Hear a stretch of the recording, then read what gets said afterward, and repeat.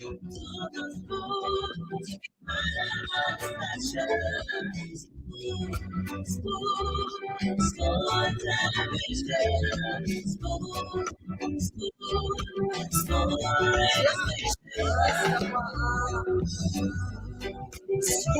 tell you what is happening in Liberia. I'm gonna tell you what is happening in Morovia. I'm gonna tell you what is happening in Africa. Just to small, you ain't know. The children crying for starvation, just to small. You want to get a news update, my brother, to small. You want to know what is happening, Moreover, to small. Politicians want to make their decision, just to small. You want to know what's happening in the ministry, to small. To small. To small. You from Funjama, Maryland, to small. To small. If you eat kepa, gradually, my brother, to small. You got a small TV, you got a small radio, to small. Okay. Good evening, good afternoon, wherever you're listening to us from or watching the show from. This beautiful Thursday evening in Odious Congo Town in Monrovia, Liberia. I would like to say you are wholeheartedly welcome to the Spoon Talk. And of course, as usual, it promises to be very, very interesting. So don't go away, please. Invite someone to listen along, to watch alongside you. My name is Yekezi Zwobe, and let's now join the CEO to commence the show. CEO, good evening. Yeah, Yekezi, good evening. Believing that we are starting a bit late, but it's okay. We will begin the show. I want to say thanks to every one of you. It's going to be a wonderful program today. A very, very informative program. You got to welcome all our brothers and sisters, our next door neighbors. We got to bring them on. Good evening, Antonin, Sakura, how many names you got, Anthony? No, you can see that flag this guy name. Man. Anthony. The man put all he need there. Antonin, Sakila, Akatara, Fire. Oh, yeah. I guess you know. Yeah. I guess you know, man. I thought they said like one of the crew people can put 4 pen on the shirt. Pocket, but guess you make up Antonin, Sakila, Akatara, Fire. I guarantee you this guy from Chicken Soup Factory. You can ask him where he's from. I don't dare you he's from Chicken Soup Factory. Why do you think so? The man in a fire. Or maybe the man calling from Lofa, who knows? But that's my man Anthony. Welcome to the show. Vasoko Jabate, sir or senior. Let's welcome him. J. Kasher Stopa. Woloku Kowa Flomo Esther Mamin Kawolo. Alexander Johnson Harrison Chamiria. Omen Zezu. Who the Omen Zezu? Yeah, guess you let you know this guy. Omen Zezu. Who's that? I've not even seen his name. Yeah, I think he's one of the regular followers of Spoon because he also follows the morning show at times. Oh, he does? Yeah, he also follows the morning show and other programs on the live television. Okay. It's Omen Zezu. Zezu, yeah. I can see that Daniel Sano in the back is ready today. Yeah, because before I ask you, man, I'm looking for something. Let me bring Daniel on because I gotta run back in the car. Yeah, because I'm kind of like I'm incomplete. I need my little chisu to put me in mojo, you know. But Dennis Sando, look at it, man, get set tattoo LP spokesman. Yeah. Hey, God. Hey, God. I mean, Now, you only get that I tattoo? give myself tattoo. That the political leader gave that tattoo? The convention gave me the tattoo. I give myself tattoo. But Musa Benedict took it from you. What you still doing? Musa Benedict got no authority to take tattoo from anybody. Musa Benedict said he took it from you. Wow. Musa Benedict can dismiss people to Shimex. He can dismiss nobody at Liberty Party. So all that bluffing in there. Oh man, the man say he took it from you. So I don't know who's who now. It's like the COP, right? Valley say he dismissed and he removed Costa. Costa say I remove you. So I said, but who we want to believe now? Who's who? Who removing who?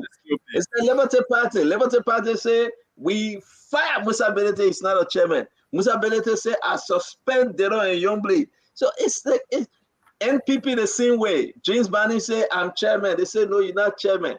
Come on, guys. There you go. Well, because there are legitimate processes that lead to party officials getting elected. And if somebody goes to convention or elected as an executive committee member in the absence of convention, the political party chairman has got no authority to take unilateral decision in the name of the party. Everything has to be done in conformity with the executive committee. So the reason why some of us have decided not to waste our time behind Musa Benedict, because we all know now that he's a distraction. He's not going anywhere with Mr. Cummings. But the real politics will begin to play after the electoral process. Right now, we focus on making Joseph Boaga president, because that is even more important than the intra-party conflict in Liberty Party. We do believe that if we have a better Liberia. So you guys put that to rest now. You're not going to court, nothing. You're just going to We're not going to court because since the Supreme Court ruled in the writ of certiorari that was granted by the Chamber Justice, reversing the decision of the hearing officer at NEC to hear the complaint that was filed against Bility, we said to ourselves that this thing is not going to end anytime soon, because of course we all know that the government has been enabling Mr. Bility through the corrupt legal system. So we said, good thing that the court did not trash our case out. No court in Liberia has heard the complaint against him. So we can wait for now, focus on the election. After the election, we're going to go back to NEC. I'm not hearing Sunday, man. They say a political leader mad at me and she mad at, the spoon talk. Is that true? But if the political leader was mad, I'm not going to discuss it on the show. I bring a gift in for us to discuss this. Welcome, my brother. Hold on 1 minute. Listen, they say the man political leader, my own senator, Senator Yombi Kanga. What they say? That was the very information. I will call the name back. Mo Ali told me that today. Mo Ali said that. I'm mad at you. Okay. But I said, is that Gibson? How can Senator Yombly be mad at me? Well, Gibson is not a spokesperson for Yombly. How can he be verify information provided by Mo Ali? Quote unquote, because I'm not so sure that Mo Ali said that to you. But why are you worried about what I'm going to say? If you asking Gibson, if you ask Gibson, it should be about Tiamon Gonglo, because he knows more about Tiamon Gonglo on this platform. Gibson is a Liberian, so I can ask him, Gibson, what do you think? Exactly. The question that is being asked. A senator that I always celebrating on this show said, you know why I like Senator Yombly? Yeah, I like that woman. But the thing is that, man, the people said the woman mad at you. I said, but why she mad at me? But have you done something to her? Did you annoy her? Did you offend her? I've done nothing. I'm a pure angel. Stanton, let me tell you something. Ask Senator why she mad at me. Gibson, can you tell me? Yeah, Stanton, I've been in the media business for long, Stanton. Don't be surprised. Some of these people have thin skin. The day you praise them, you are their darling. The day. Make up the whole speech. Oh man, I just joking my leader. Oh my, look at your tisky. But man, I thought you spoke with the woman the other day on the phone. No, but to be honest, I like Senator Nyong'o though. I like her. I don't know why I like her. She's I one like of the example. She one of the example of our great women in politics. So I really do like her. I may have problem with some of the decisions she made, but I still like her anyways. Yeah. Yeah, but you're not in a one party. She's not there to satisfy you. But the thing is, I'm very concerned. All the people that you criticize, they don't have to satisfy you. He's put on an interrupt will demote you, will bring you down, down the sound. But the thing is, I guess on a very serious note, man. And, you know, there's something so attractive about Senator Yombly, to tell you the truth. The manner in which she humble herself. If you have not given her any credit, I'm going to be talking about Senator Yombly tonight on Spoon Late Night. It was very interesting last night. We have over 4,000 calls last night, just on my cell phone alone. Up to today, people are still calling me. Liberians do not sleep. They were up. They were calling in Liberia, outside of Liberia, and they were making the case. We'll be discussing Akaris Mostly Great tonight on Late Night on Spoon, or Spoon Late Night. We'll be discussing Akaris Mostly Great. We'll be discussing Charlene Bronskin and that of all the VP, including Rescue 2, Jeremiah Kuhn tonight. We will ask the people, we asked the Liberian people to tell us how they feel. And you know, it's a general conversation. We don't talk too much. We just give it to the people. It was very interesting. We want to welcome you, Daniel Sano. We want to welcome you, Jason Jerry. We know that Johnny Debbie is coming on. I believe that Richardson, sweetheart, Mr. Abraham Richardson birthday is today. Birthday greetings to Mr. Abraham Richardson. We'll be putting up his picture. And we want to say also, let's remember Ken V. Adams. Today is Ken V. Adams' birthday. We'll be putting Ken V. picture up as well. You know, two good folks. We want to wish them happy birthday. And we'll be joined by Eugene Lamin Fagon, Mo Ali, Fadika, and the rest of the team. Okay? I don't know where he's joining since I asked him that his political leader, you know, built a couple of homes in Ghana. Johnny, I don't know whether he will be appearing today. It's seriously, that is a fact. Madam Grace Brown have property in Ghana. That's the truth. That's a fact. We can discuss it later. Gibson, what's going on with your VSB? You said you're going to confirm his appearance on Spoon. Yes, I will. The holder today, they were really busy with this NEC certification, and which is gone through now. We are happy that our standard bearer and the vice standard bearer is certificated. So hopefully, between Monday and Tuesday, he will be with us. Okay, just confirm the date, because we got a lot of folks calling in to appear on the show. This thing is getting serious, Daniel.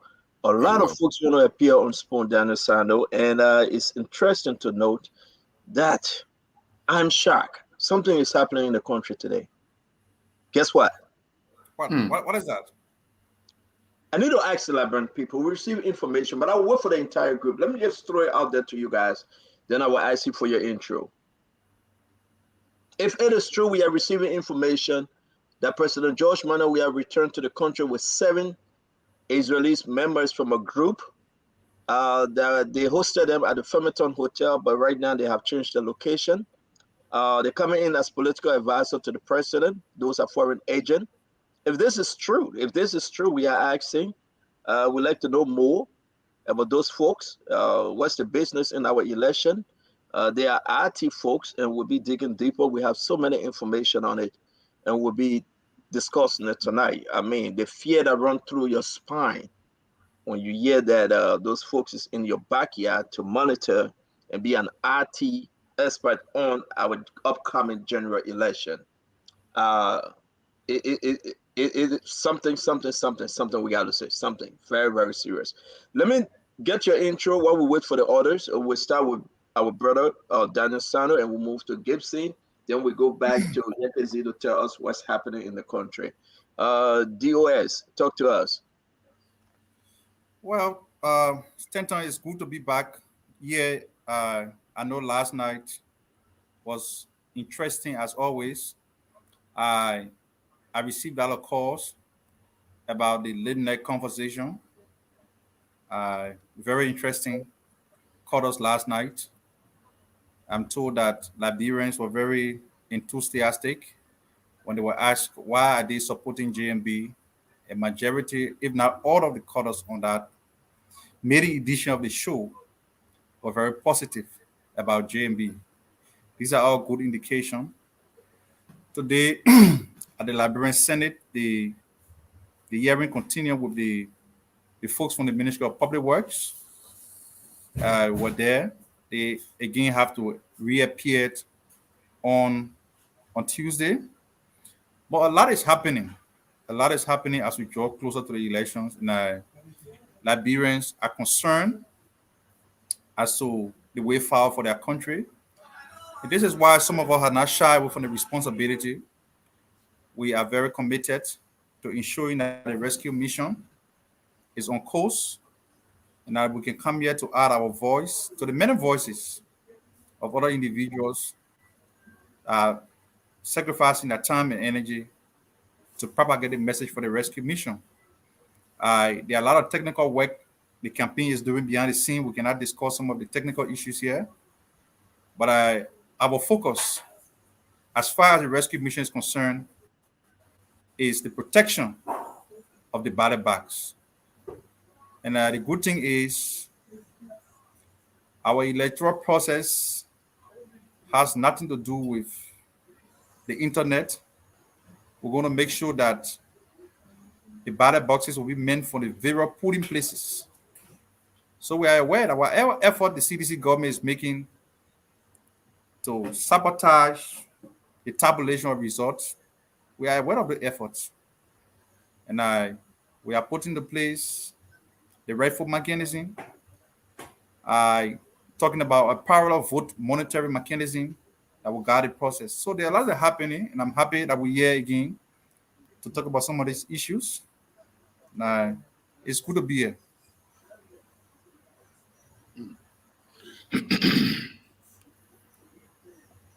I want to respectfully disagree that our election has nothing to do with internet and computer. It is.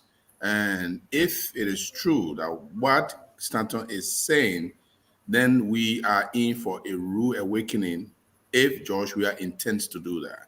I am very much aware that after the votes are collected from the fields and are submitted at NEC office, we have seen situations in the past where vote counts have been problematic, and it has to be it has been challenged in the past. So at this time, if Israeli tech experts are coming in to to help George Weah with vote raking, which is possible, vote raking, where you vote, the tally, and then the rest of the numbers are, submitted to another person, or even hack the system and without footprint and trace the vote to another person. It is problematic. And I just know that if Joshua did this, he will meet a very angry Liberian crowd. He will meet a very angry Liberian population. But the other thing I wanted to talk about was the Councillor Gonglo is today officially a candidate in the Liberian election.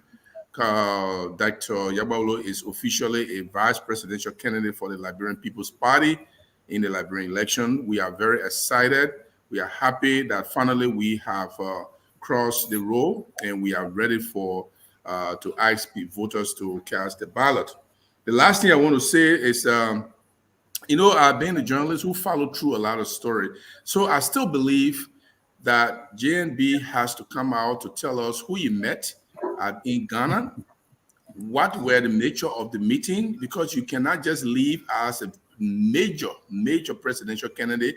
You go to a meeting, you don't know what the meeting is about. You attend a meeting, and you reject what is in the meeting, well, who are those? Because it could be a violation of campaign, foreign intervention, or foreign campaign or financing, and NEC could be involved in the future. Who knows when the NEC comes down and say, well, look, what you went for, we are going to be fining you or disqualifying you now. The whole country is going to erupt. Let them do us a favor. Who are those that they met? What was the purpose of the meeting? Why did you even take, if you did, take $20,000 for transportation per dime and hotel? Why did you do that? It is very important. We just want them to, now that we are the JMB people have said on this show that there was a meeting and that JMB attended, but JMB refused. That is beautiful, and I really applaud Mo Ali for that. But we want to know who are those he met. We want to know who he refused. And if those people were foreign agents, then it traces back to Costa, who has a devious intent for the Liberian election. And that shows that Costa is not a good person, even for our electoral process. We want to know if these people are foreign agents. So I just want to leave it there for now, and then we can move on. Thank you for leaving it there for now, because, man, I'm done with that story, bro. But you can ask your question. Maybe Daniel will answer it for you. Listen, man. Yeah, but Daniel, look at you. I can see that Gibson is trying to always bring us back to this point, and he's playing a very clever game.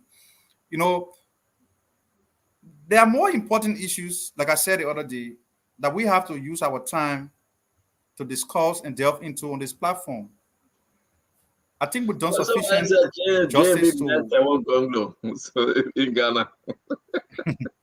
We've done justice to this issue, and we come here on a new edition of the show, and Gibson is trying to. The other day, there were a lot of back and forth, and you opened the line, and the Liberian people gave you the benefit of the doubt. And I said to you, this campaign is the people's campaign. We run the campaign in line with what the people expect from us. When the lines were open, what the Liberians say, they said the entire story about 30 million and this and that, forgive my choice of words, was completely stupid, and there was no need for JMB to even lay any credence to it. And talking about response, JMB has given a very responsible, concise, and appropriate response to the issue raised by Mr. Costa. JMB said Costa is his son. He holds no malice against Costa, right? And that he's willing to work with any Liberian, any well-meaning Liberian, to move this country forward.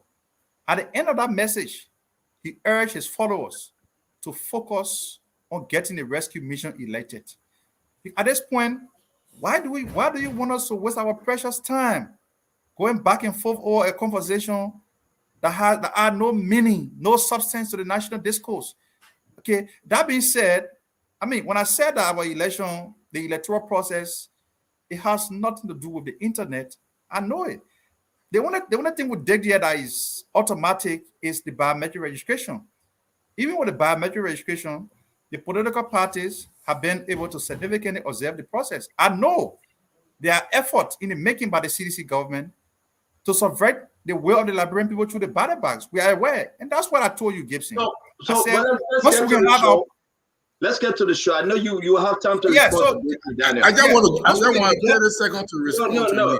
Once we can get our pool washers deployed and the records of count from those Vera polling places are available to us 5 hours after the election, we can pronounce our own winner.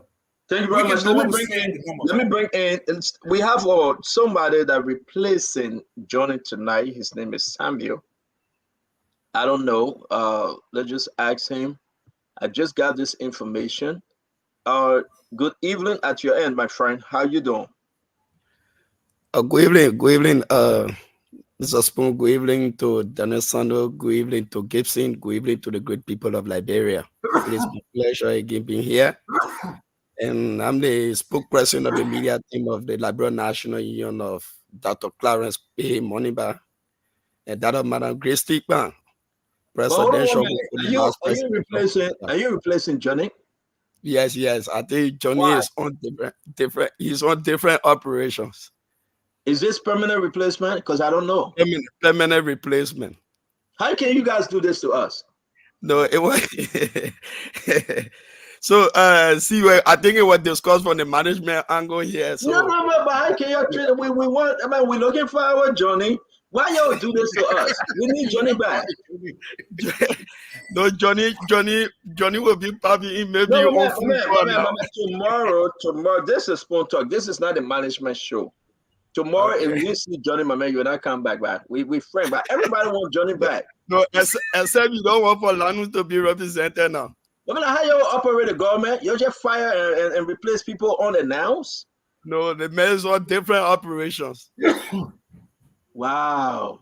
Oh, man, anyway.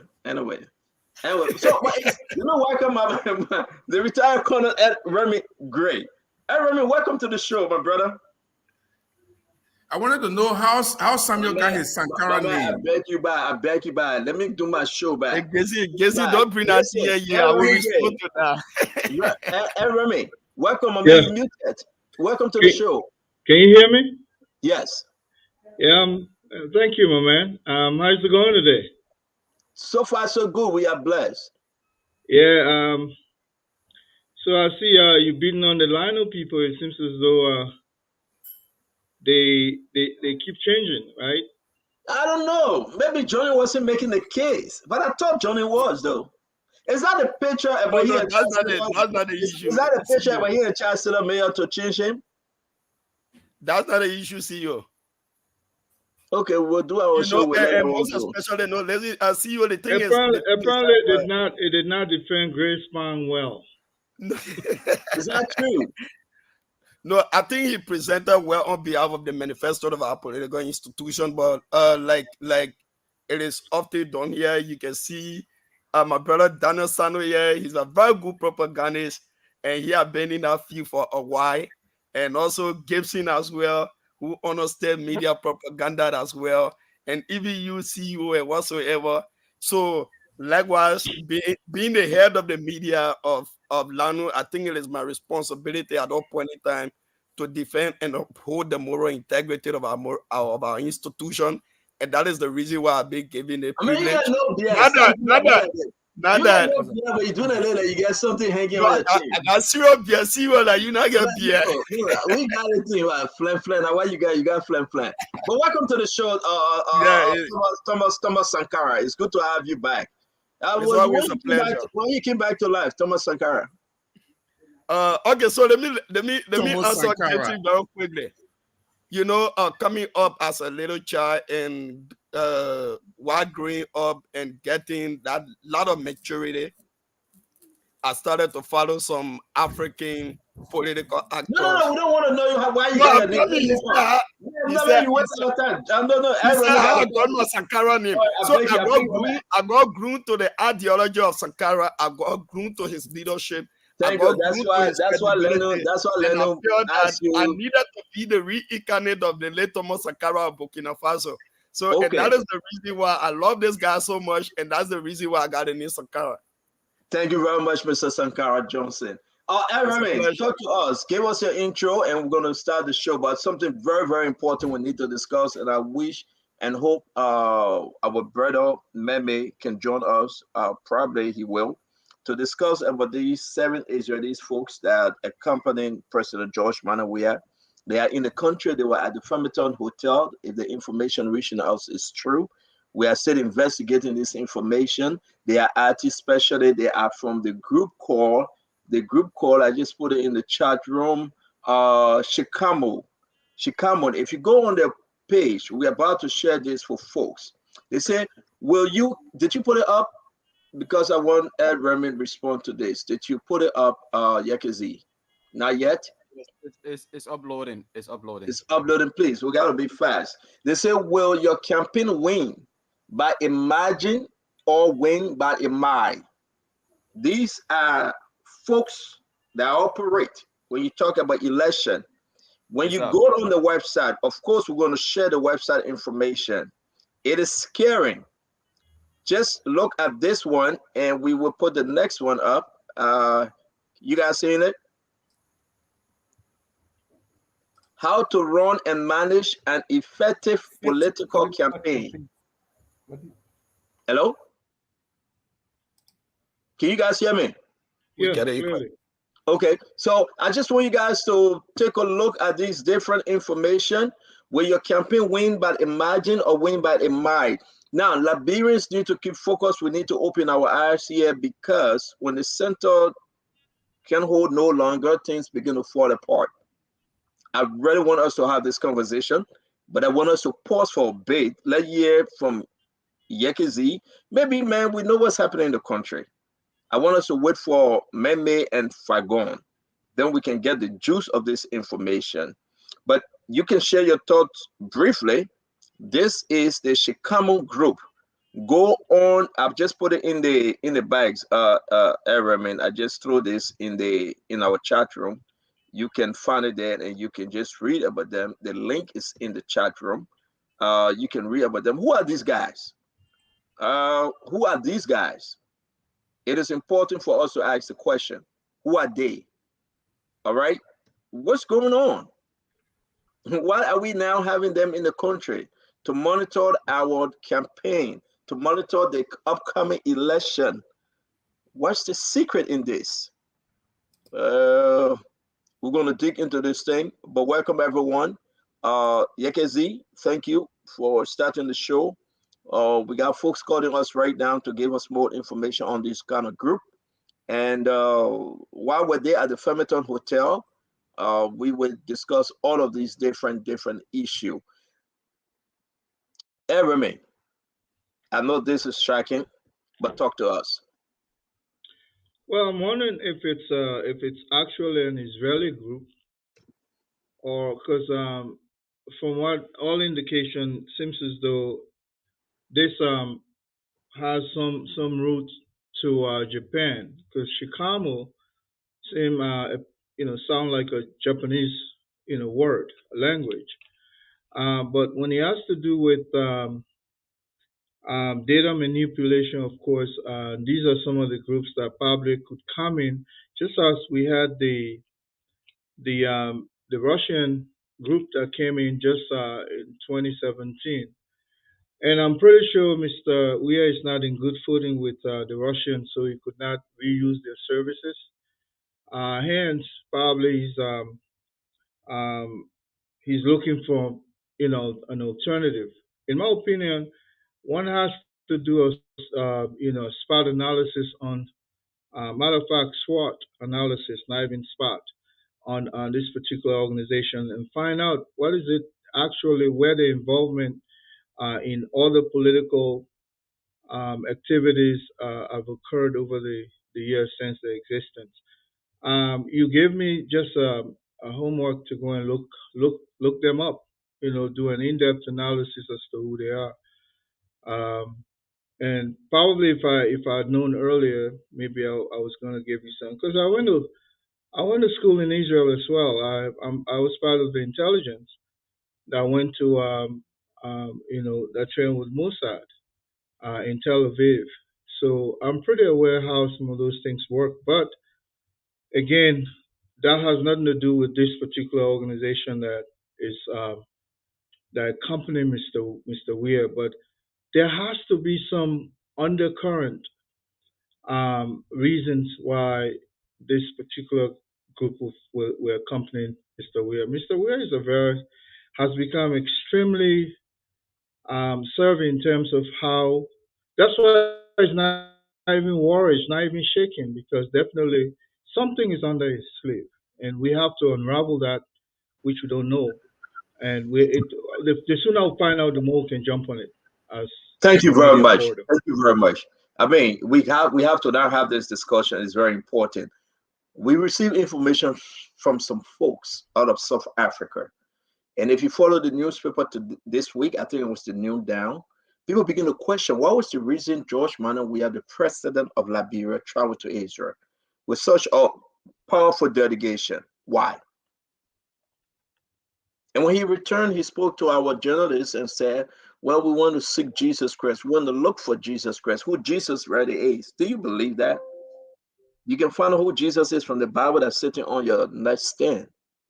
Now we are receiving this information that Madam Joa Howard Taylor also, if it is true, also have already sent 75,000 United States dollars to these guys.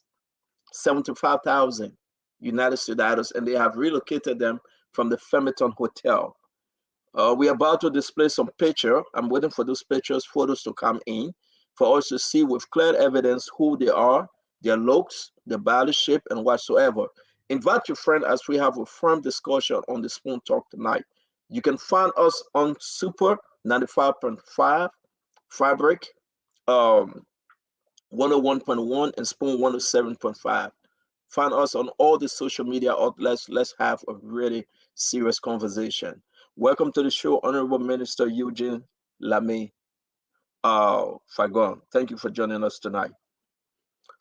So now let's do this. Daniel, you start this thing. We already reached out to El Remy. We'll go to Gibson and we'll come to Samuel and Fagon.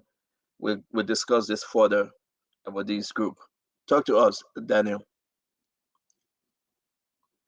Well, first and foremost, the news of the secret maneuvering by Mr. Weah and the CDC to undermine the credibility of the electoral process and therefore subvert the popular will of the Liberian people, it comes as no surprise.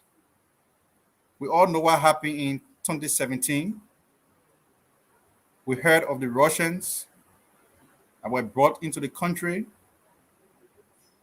and we know what they did. And 2017 is now water under the bridge.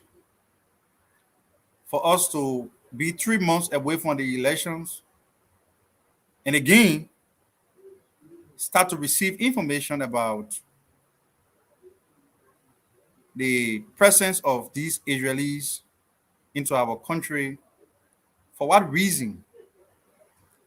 I have always had the inclination that the trip to Israel was not to know who Jesus is. The photo you saw posting, being circulated on Facebook, was just a smoke screen. But the main reason of that trip is what we are discussing here today. And it's good that we now have the information to our disposal. We cannot underestimate the capacity and ability of the CDC to do the things that we're talking about here. The CDC, as a political party, has found it very difficult to organize itself into a governing mechanism. That's why even in government, they are still behaving like folks in opposition. So this comes as no surprise. And this is why, because political parties now have to take it very seriously. We now have to take it very seriously. And this goes especially to those in opposition who only think that their only job is to attack Joseph Boakai and say the worst of things about him. You'll be attacking Joe Boakai and Joe Weah, and people come to see the electoral result from us and will have nothing to do in the end.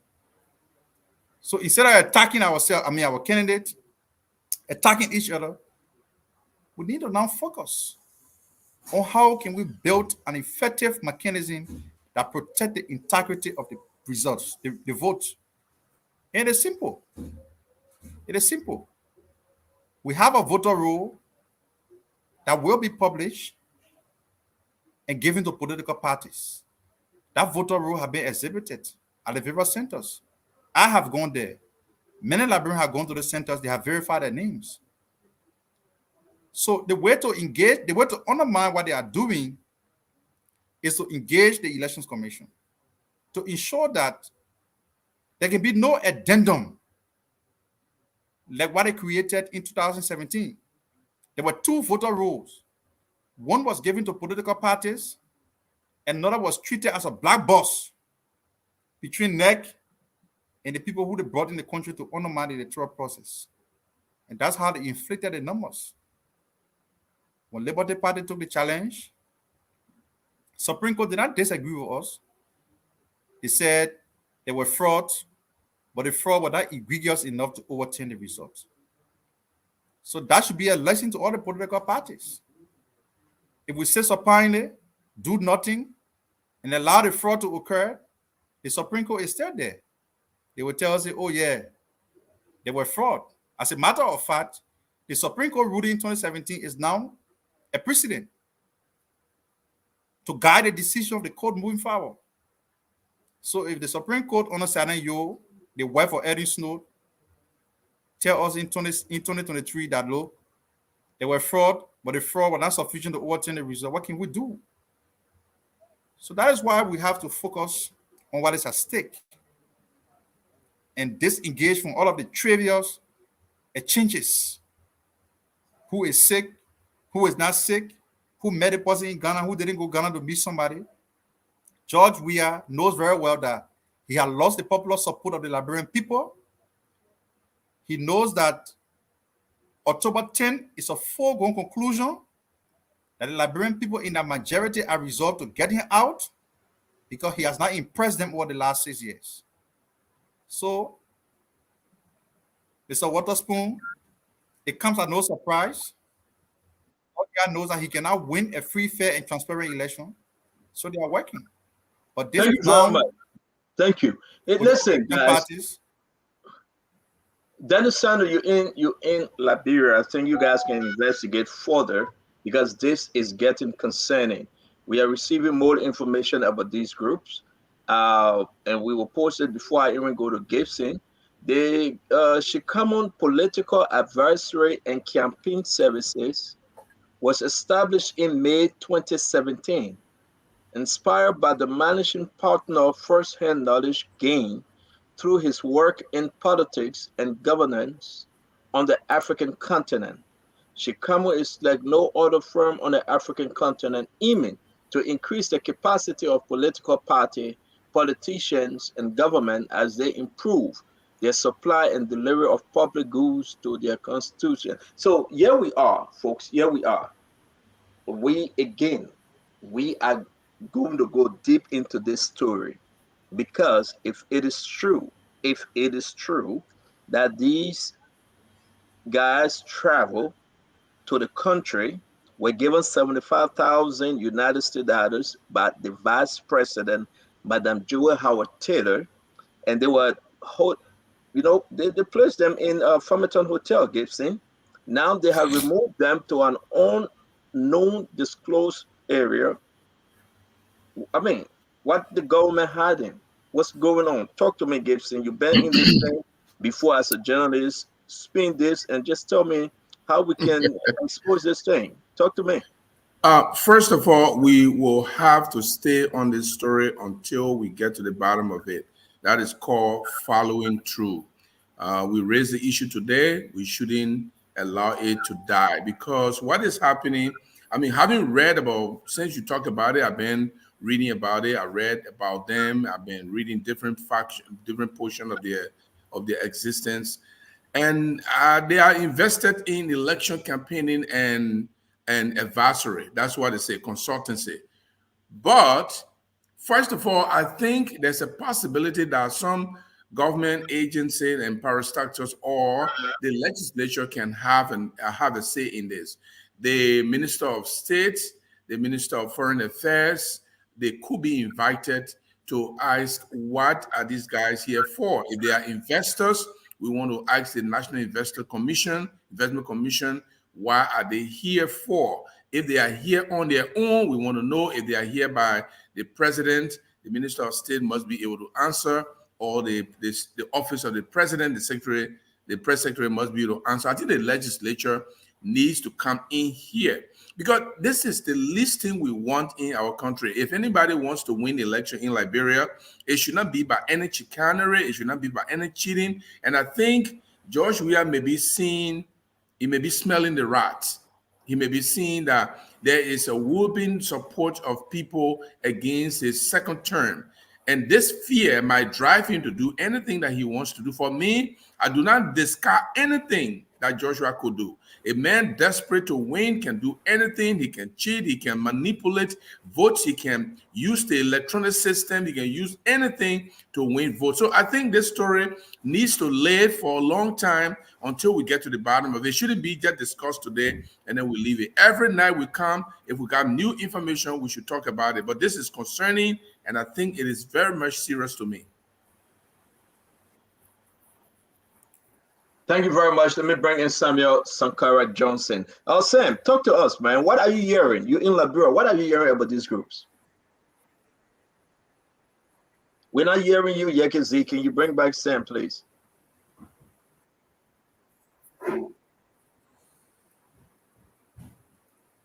Hello? You getting me? Yes, you're good. Talk to us. Okay. All right. So, like I was saying, I think shares information is extremely worrisome, and I think we shouldn't take it lightly or for granted. We know the CDC is capable of doing anything to maintain power, and that is the reason why, like I've always said to many young people in other political institutions, especially the opposition bloc, the reason for which, especially Spoon Talk was formulated in this form and manner, is to ensure that we debate policy issues and ensure that we can come together as an opposition political institution.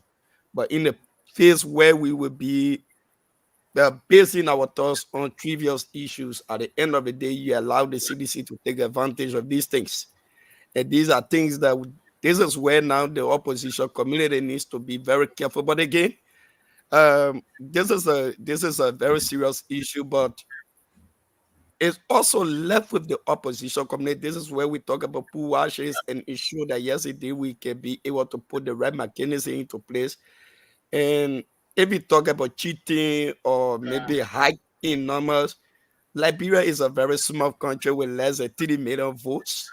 So for an individual to just easily cheat is not just easy, except the opposition community or those major political actors are not working, because in less than 6-7 hours, if all of your pool washers are in time, they are working and they are doing their remarks where all of your war rooms are all set up, in less than 6-7 hours, you get your entire vote, your numbers from the entire country. But again, no one overlooks anything. But I think this is a very grave issue that we need to look. And I think there should be something more deeper than what we are just hearing. This is just the physical or just the pen and paper that we are seeing. But I think it's something more deeper than what we are just saying. And I think there's a need that more investigation be done eternally to ensure that we can be able to inform the Liberian people. And as we are moving to October 10, we can know exactly how we are going to the pool. Thank you very much. Thank you, my friend. Eugene, it's good that you join us, and let's have this conversation real quick. We want to say thank you, Sam, for your own participation. Eugene, you reflected this some few days, probably a week ago, when we were asking why personally we had traveled to Israel at this time. And again, I received information from some of our sources as far as South Africa. I want us to go back to the New Dawn newspaper. Probably they wrote about this story as well. But talk to me, Minister Fagon. Where's your fear? Why this thing have to trouble the Liberians out there tonight?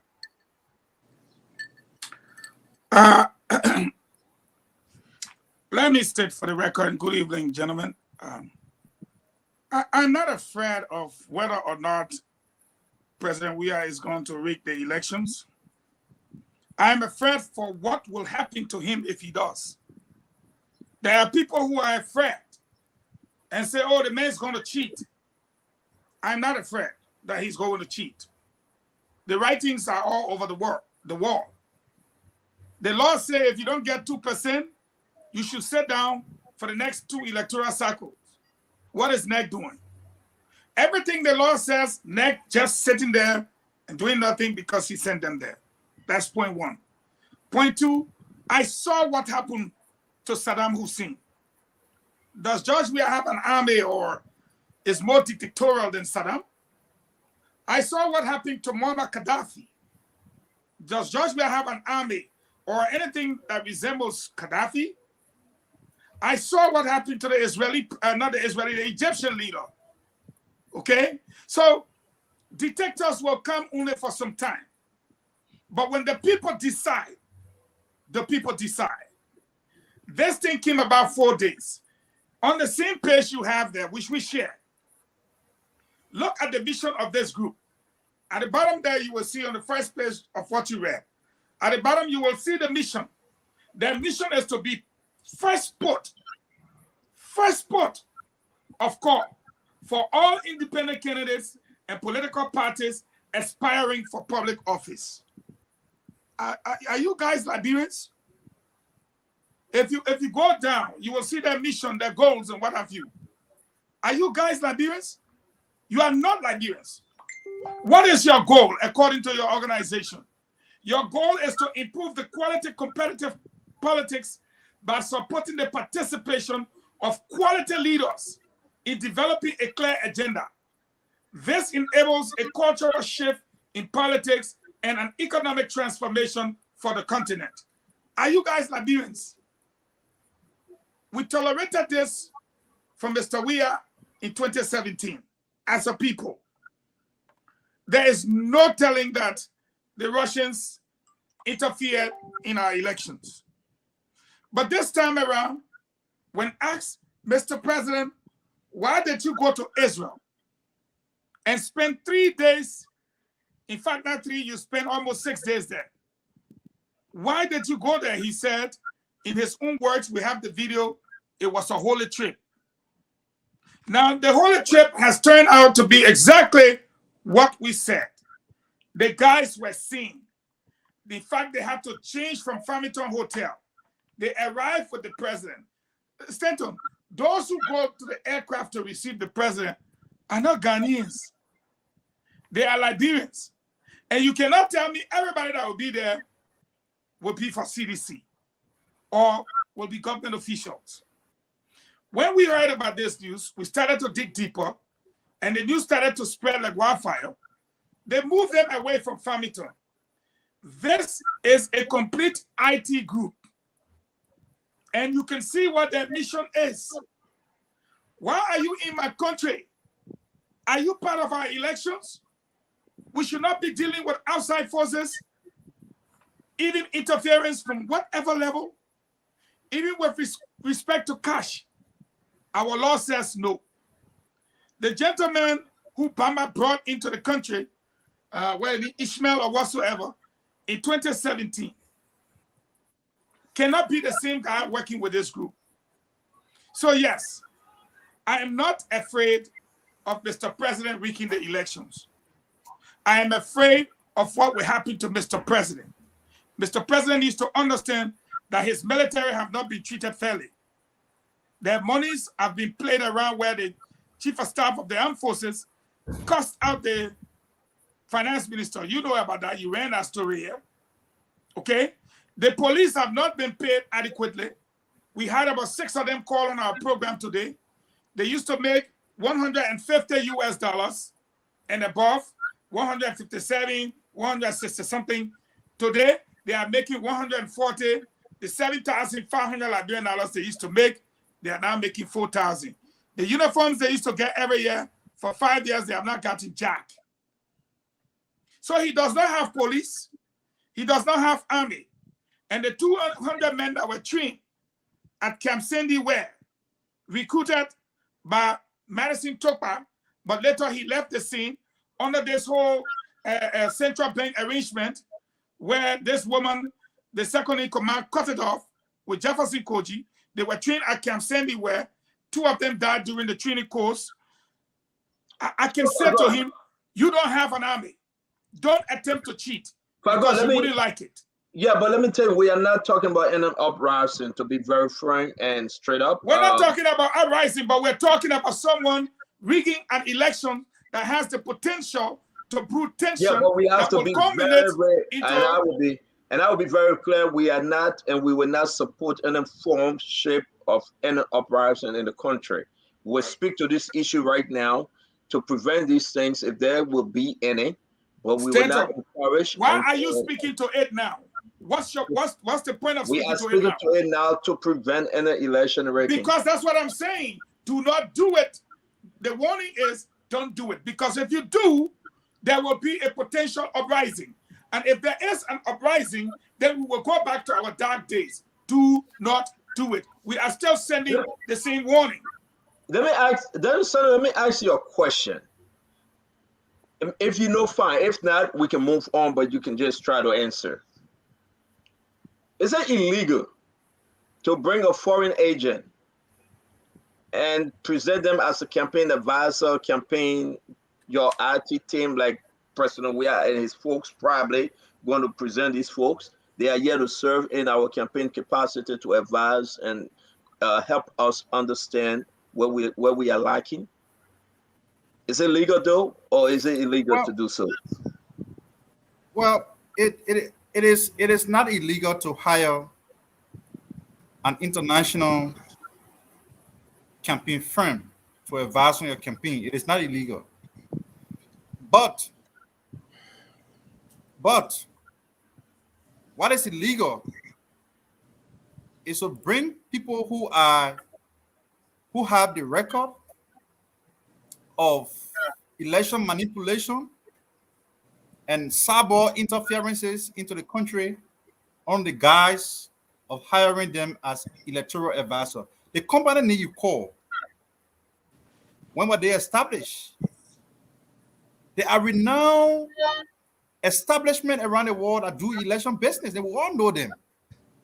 President Salih hired River Levinson, a very renowned lobbyist on Wall Street.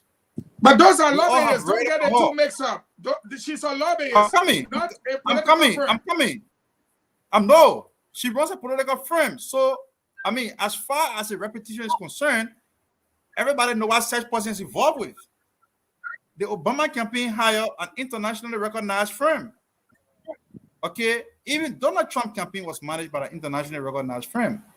But who are the people that George we are bringing? And this is somebody who brought in Russians into the country.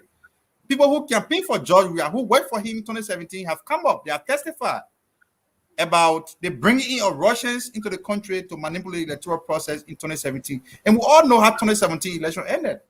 So at this point, that defense cannot hold to say, oh, the men got it right to bring in international people in the country to help the election, this and that. No, it cannot hold because this is somebody who is notorious for doing something illegal. But if you are saying it's not illegal, then why are you saying it shouldn't hold? No, I mean, the repetition of those coming to the country, right?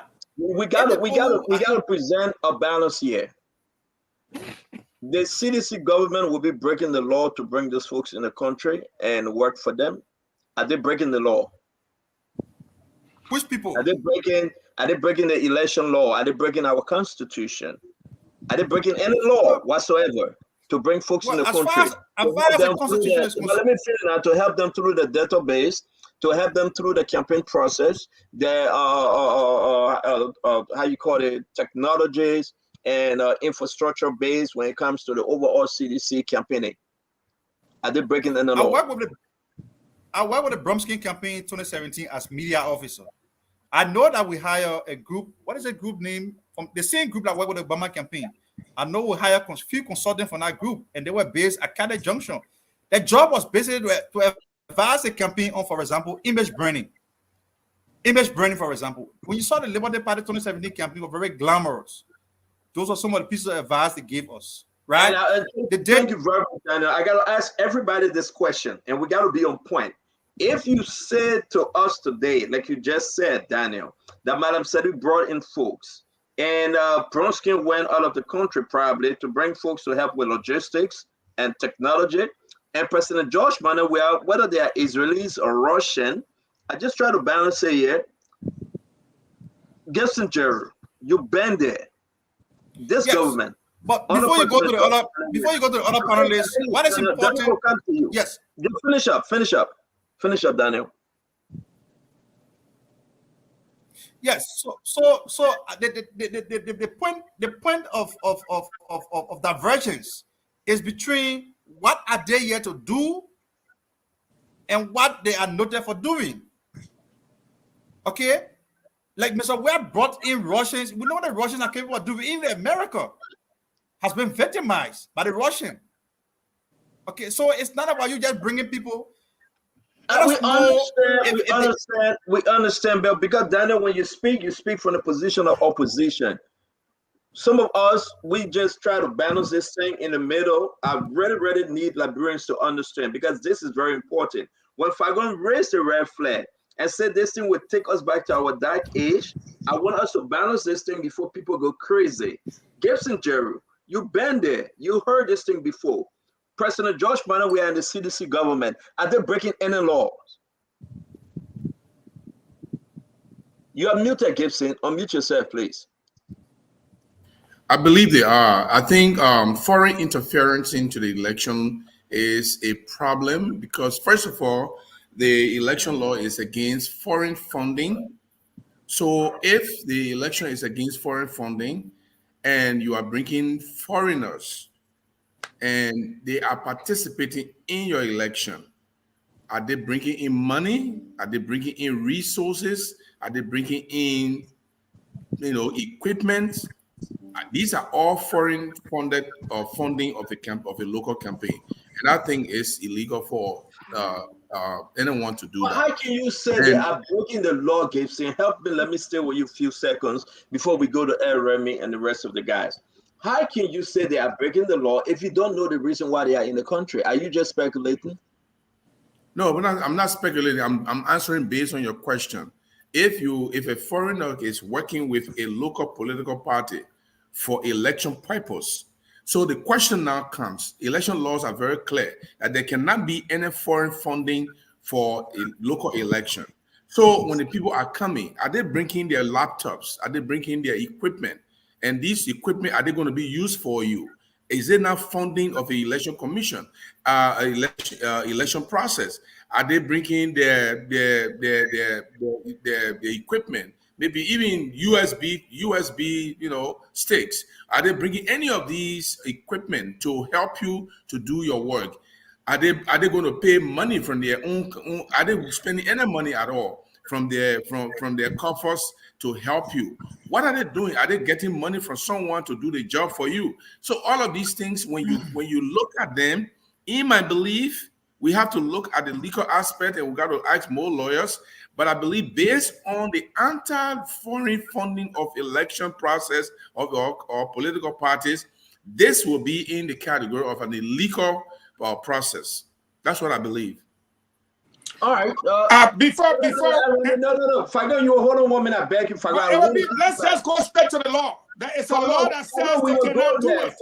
Fagan will go there because we got to set this thing up real quick. Let Fagan read the law. No. That's Please. the thing we do here. We will talk about what the law says. You will read the law, my man, but let hear from the other people are begging you. Remy, please.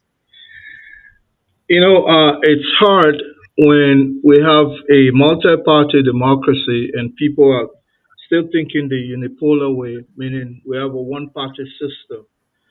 When a group of folks will gang up against one political individual and take them to court and to prosecute them, to deny them their right to participation under a civil law, but then when the tide turns around, then you say, oh, we should not focus on the opposition, let's focus on Mr. Weir. Are you speaking with two tongues?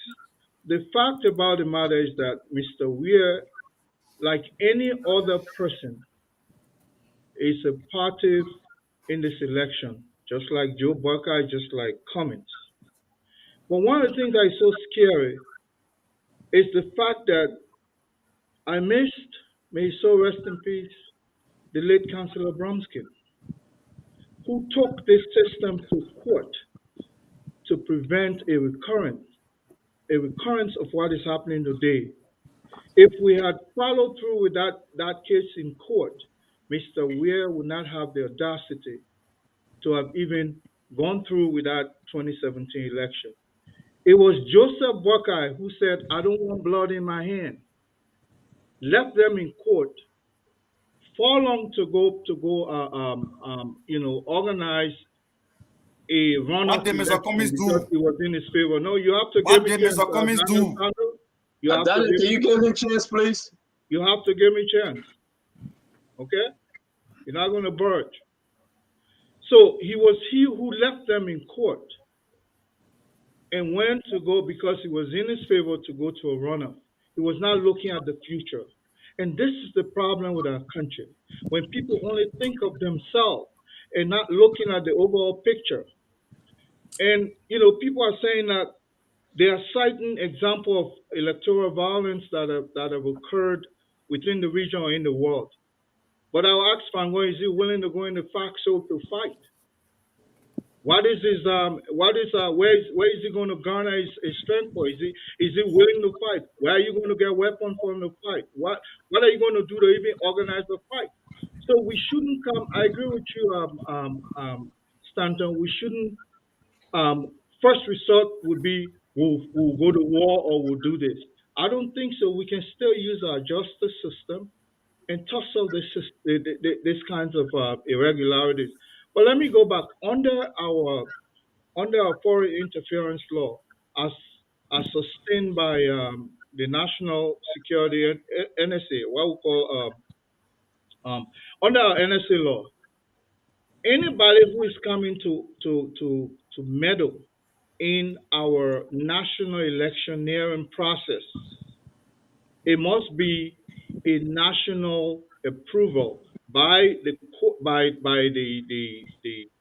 legislature. So you don't just come in. For instance, when the Carter Foundation will come as observer status, they are not coming in against the will and pleasure of. Thank you, brother. Thank you very much. Can I read what I was saying earlier? I beg you, brother. Other people got to speak. I beg you, Gibson, please. We got two folks that have not spoken on this. Let's welcome Mempe Gono. Mempe, thank you for joining us tonight. Let me go to Sam. Sam, real quick, talk to us. Then Fagon will speak. Then we'll bring in our sister Mempe. Sam, man, what's happening? You getting me? You're in studio. We can hear you. All right. So for me, I think this is about legal matter, and I think for me, I've been searching, and nothing has proven that yes, indeed, no political institutions or political leader can hire any individual for working for them.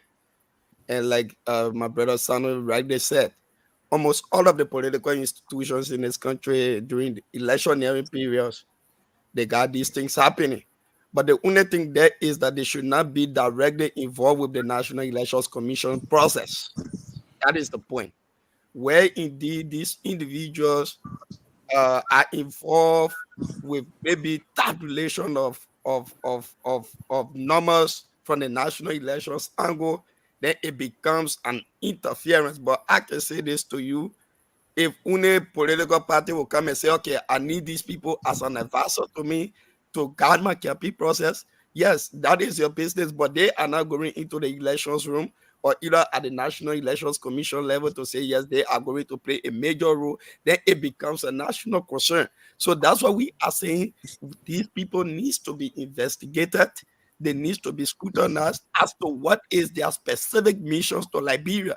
If only they are coming for the CDC to say they will be at the CDC headquarters, then that becomes a different case. But if they are coming to say they're coming to provide expertise to the National Elections Commission, then that is another case. I think that's my point of view for now. Thank you very much. Fagon, please. All the 10 million we could have avoided it. It's right there. An act to amend certain provisions of the 1986 elections law, approved September 17, 2014, published by Authority, Ministry of Foreign Affairs, Monrovia, Liberia, printed into handbills December 15, 2014. Mr. Moderator, I reference you on page 11, chapter 7, 1. It states, and I quote, "This is the law."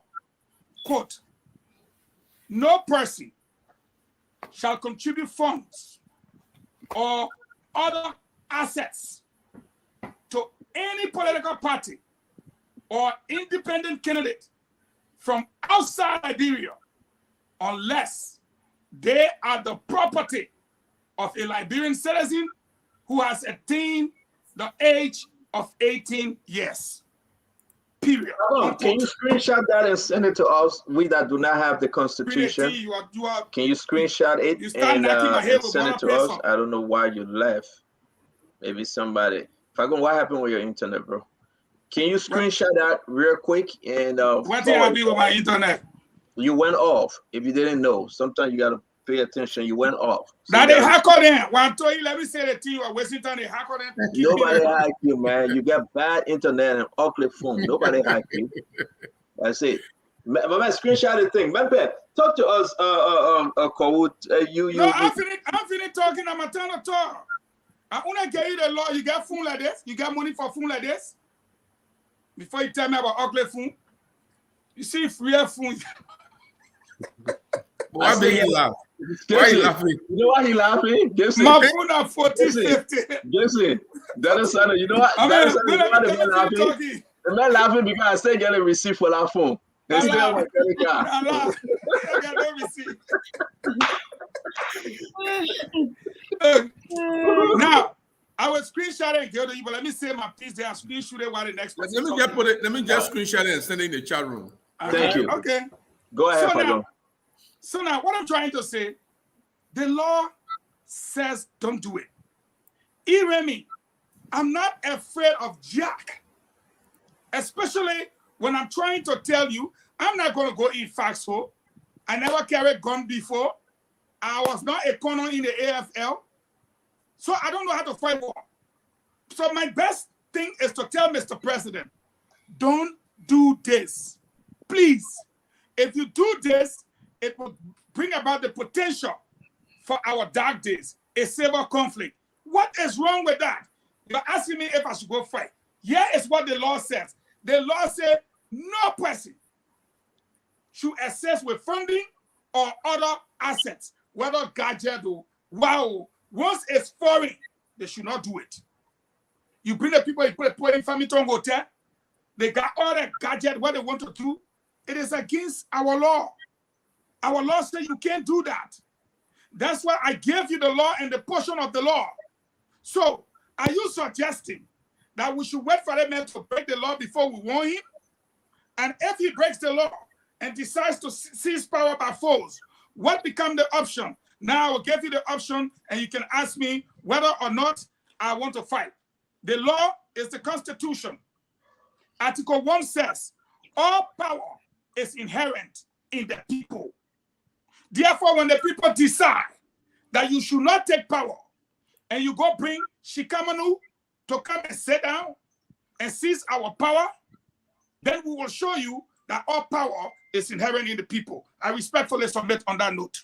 Cool. Thank you, Fagon. Cool. Talk to us, man. This thing about folks coming in. First of all, I'm receiving conflicting information because a lot of political party in the country, from Madam Sedif to Mr. Bernstein, they brought in some advisors. You know, you may term them as technical folks, data entry folks, people to help with logistics. But what do you think, as per the law? If it were illegal then, but it was allowed, what people beating on person we are right now and his government? Well, like Brother Fagon said, thank you again. I'm happy to be here. Like Brother Fagon said, when it's the law, it is the law. And just because someone got away with it, there comes a point in time when we are here and we have the platform to advocate for the enforcement of the law. Just because it was gotten away with in the past doesn't make it right. You see, we have to be careful to protect our democracy, to protect the voice of the people, to protect the will of the people. And if we have such people and it contravenes our law, we must know why they are there, what kind of services they are providing. Clearly, so that our democracy is not tampered with, because these elections are crucial. Our people are going to vote, and we do not want anything that upsets our votes. So it would be good that the president, who should be chief when it comes to enforcing the law, abides by the law himself. We need to know who those people are. We need to know why they are in Liberia. We need to know what services they will be providing. But with that being said, this is why we from the Unity Party or Joseph Human Boycott support base are concerned about protecting our votes. We want our people to know that they have to turn up and vote, but in addition to that, we have to protect the votes, whether it's our rallies for funds other strategies that will be unfolding as time goes on. We want our people to be vigilant, our people to be united, our people to stand up and make sure that their voice and their votes are protected. Let me bring in Can I make a 30-second comment? Gibson, go ahead, sir. Yeah, I think I said it earlier that if the election commission says you cannot bring, if you are not a Liberian, you cannot spend money in any political campaign. And not only that, you cannot use your assets. I talk about laptop. I talk about maybe USB stick. I talk about other materials that the individuals will bring. Now, the people that are coming, if they are actually coming to help the CDC with the campaign, to advise the CDC, are we saying that they're not going to bring any laptop? They're not going to bring any memory stick. They're not going to bring any asset. But you know what? If you read that law further, the second number 2 to that says, if the person bring any asset, any money at all, those assets and money should be turned over to the election commission to hold it until after the election. Then the election commission will turn it over back to you. So if these people are coming and they are bringing anything that will help them to contribute to your campaign, those laptops, those computers, any asset at all that they bring should be turned over to the election commission, and the election commission will seize them until after the election, and the election commission will turn them back over to the party or the independent candidate. So yes, it is illegal, and I stand on that. They cannot do that. They cannot invite. If any party did it in the past, it was wrong. And if any party does it now, it will still be wrong. What George suggest, Okay. Let me give you the time real quick. Yeah, let me interject because Jerry is saying something that is technologically dangerous. I agree with you, my brother. The law says it should be turned over to election commission, but we don't know where hiking devices are those. We don't even want it near the election commission. It's dangerous. We don't know what the equipments are capable of doing to our systems. So it is wrong. They should not come near our election commission. Their equipment should not be turned over. They should remain where they are till they go back. Thank you very much, Dennison. I want to come back to you. Why do you think, President, we are now 90 days, 82 days? No, yeah, maybe 88 days or 87 days to election, seeking other intervention, especially from that group? Well, I said it from the beginning that Mr. Weir and the CDC have smelled the rat. They now know that, the CDC had done some internal assessment on the possibility of winning or losing. And all of those internal pools are being conducted clearly point to the fact that Mr. Weir is not going to be re-elected. Now, with access to state resources, given the fact that they haven't really put into place an exit strategy for themselves, they cannot afford to leave power. So the polls are showing that it's very unlikely that he's going to be re-elected. What can they do to maintain grip on power at all costs? So this action of bringing to the country foreigners that will interfere with the results of the elections clearly points to the fact that they are drowning and they are looking for help from everywhere, even if it meant soliciting illegal help. That's what they're doing. And it shouldn't come as a surprise to many Liberians because we know what happened in 2017. This was the same George Weah who brought into the country the Russians. And the reason why we have reason to conclude that the presence of these Israelis into the country is not to give communication advice, it's not to provide, political strategies. It is clearly meant to undermine the integrity and credibility of the election results on voting day. We are saying so because we know what happened in 2017. We know what happened in 2017, and we can use the 2017 scenario to make projections, to make conclusion Okay, so to your question, George Weah is now turning to illegal means of maintaining power at all costs. Do I agree with Fagon that if the integrity of the election is tampered with, if the elections are rigged, there will be instability? Yes. We have to be reminded that the last time the country went to war was because President Doe decided to tamper with the will of the Liberian people. When the government decides to wait for the subvert the popular will of the people, then that creates a fertile ground for instability. And if Mr. Weah is committed to upholding democracy, if Mr. Weah is committed to sustaining the peace, he should not get involved with subversive means of maintaining power. The Liberian people have got a right in Article 1 of the Constitution. All power is inherent in the people. All government are constituted by their will. So if you want to subvert the will of the Liberian people, then you are laying the fertile ground for instability. We do not want war. I will not join anybody to call for war. Equally so, the government of the day has got a biggest responsibility. The government control all the guns in the country, they control the police, they control the army, they control all of the intelligence agency. So you see, the government has the biggest power to institute violence. But can the people resist? Yes, the people can resist. And that power is given to the people in Article 1 of the Constitution. So yes, they are imploring subversive means to maintain power because they know that if the elections were held in a free, fair, and transparent manner, George Weah is not going to see the second round.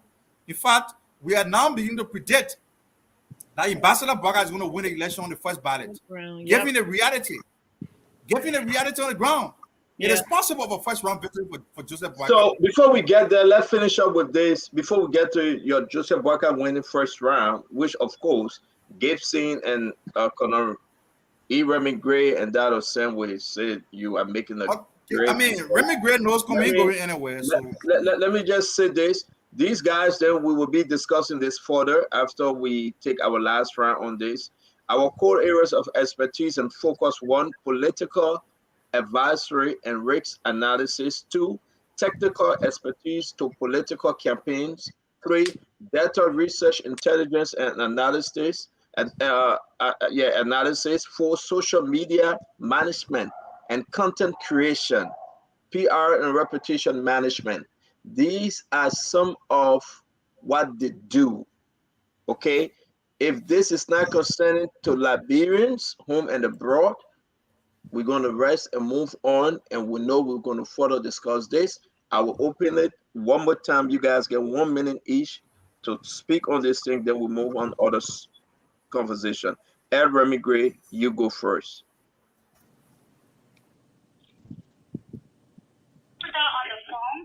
Let me just take this call. I'll be right back. All right, Ed. Sam, go ahead. I think like we all have said, this is extremely alarming, and at least thank God that today those that were protecting the very thing that we are talking about today are the one exposing the very laws that were back yesterday. And Tunis, I would think like you were reading, almost like Facebook, whatsoever, all of those things were brought in by the Russians through the CDC architecture by then, and then nobody saw it bad by then at that time. And then my big brother Wagner were protecting by then because it was of their interest. But then today it is also bad, and we still saw it bad yesterday, and we still see it bad today. So we think that it is of a great concern, and we all are concerned about this, and this must all draw the attention of all of the opposition community. This is not time that we should be holding and putting or whatsoever, because this is absolutely beneficial to the CDC and not beneficial to any opposition community. So we think that it is of a great concern that all of us must be concerned about, and there needs to be more investigation as to the operation of these individuals.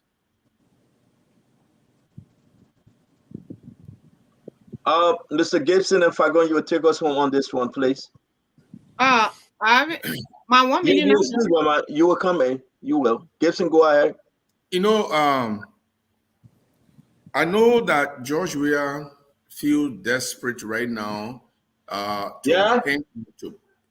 to hang on to power. I know that he is concerned that there is a great movement of opposition against his achieving his second term. I also know that he has enormous amount of power, enormous amount of money, and he's not just a pushover because he still have following. But at the same time, we are aware that any means that African leaders can employ to maintain power is not going to be limited to George Weah. It's going to be, George Weah can employ any of those means. Again, I maintain that the election law forbids individuals using their assets or their money to participate in any campaign activities. And if that is the law, then we want the lawmakers to investigate this. They have the power to investigate it. They can summon the relevant government agency responsible to have individuals from overseas to come into the country. That includes the foreign ministry, if it is intended for the president's benefit. We talking about the Minister of State should be able, if there's investment purposes, the National Investment Commission, they can answer to this question. Somebody wrote a comment, they said the legislature is corrupt, and therefore my calling on them to take over or to take action is a futile attempt. No, it's not. We should always hold our leaders accountable. We tell them what you need to do. If they can't do it, the public see that. And so I believe there are still honorable people in the House, in the Senate, that can still muster the political and moral courage to take action on these things. So we should open our eyes. Again, this issue need to be more and more investigated. It is not sufficient. What we are saying now is not sufficient. Let's dig deeper into it to be sure that in fact this group is coming, that in fact this group is coming for technical assistance to the CDC and for Georgia re-election, that in fact this group is not just an investment group, but it is a tech group that will be able to help with campaign activities. I'm interested in for us to go further so that we cannot just do it on the surface. I want to give it to Martha, you yeah. go ahead. Yes, and like we said, the people do have the power, and whether it's through their representation in the legislature or themselves to oppose anything that will, hijack or undermine their democratic will. But it amuses me that it amuses me that the government will be investing in these people. You're gonna bring foreign experts for elections, and they will not invest in areas like bringing in foreign doctors. Our people are sick. Sometimes the critical need for surgery. We want to see them being proactive, going out there and bringing in medical people, have the same interest when it comes to the lives and the education of our children. Our school system needs to be reviewed, overhauled, repo, but yet and still they are not investing in those areas. Therefore, we want our people to be vigilant and to be resilient, opposing anything that will undermine the credibility of our elections and undermine their own free will. And I know our people will. They have shown resilience. Even though with all of the dark days of the Civil War, nobody wants to refer to those days. But our people themselves also want to change. And I think they must not be pushed, to the wall. Sometimes people think they are helping leaders by coming up with these strategies. We can undermine the elections, we can steal it. But like my brother Daniel Sanders said, the after effects sometimes it plunges the country into civil conflict. And then you thought you were helping a leader, but you're actually harming that leader. We must protect the will of the people, and our people themselves must hold their lawmakers. And if their lawmakers fail to represent them, they have the power. They have the power. They have the voice to peacefully oppose anything that will undermine the credibility of these elections. Well, you weren't here, so I'll let her go. No, go ahead, Fagon, please. Please, Fagon, conduct the show. I got something I got to turn to. Gibson said something about number 2. And number 2 expressly said, funds or other assets that appear to contravene paragraph 1, which we talk about, the word contravention. Okay? That happens in the case of these people. These are human beings. The Russians were accused of trying to tamper with the U.S. investigation, with the U.S. election. We all saw the pressure from the U.S. government to investigate that. I think these people are trying to interfere with our investigation, with our elections. I think the sooner, that's why I send the law to many senators. I've done that right now. I'm sure they're going to look into it. And to my little brother, Sakama, nice try. We live in an advanced society. I'm not down there in Monrovia. In 2017, I wasn't. I was in the United States.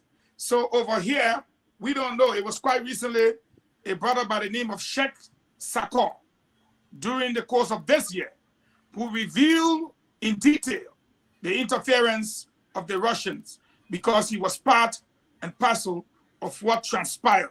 He decided to come forth and speak. And what we are doing right now is what some of us did in 2017. It is not illegal, and the reason why it is not illegal is because we are Liberians. Even if you want to say, oh, you're in America, you're getting American citizenship, the dual citizenship law has passed. So we are still Liberians.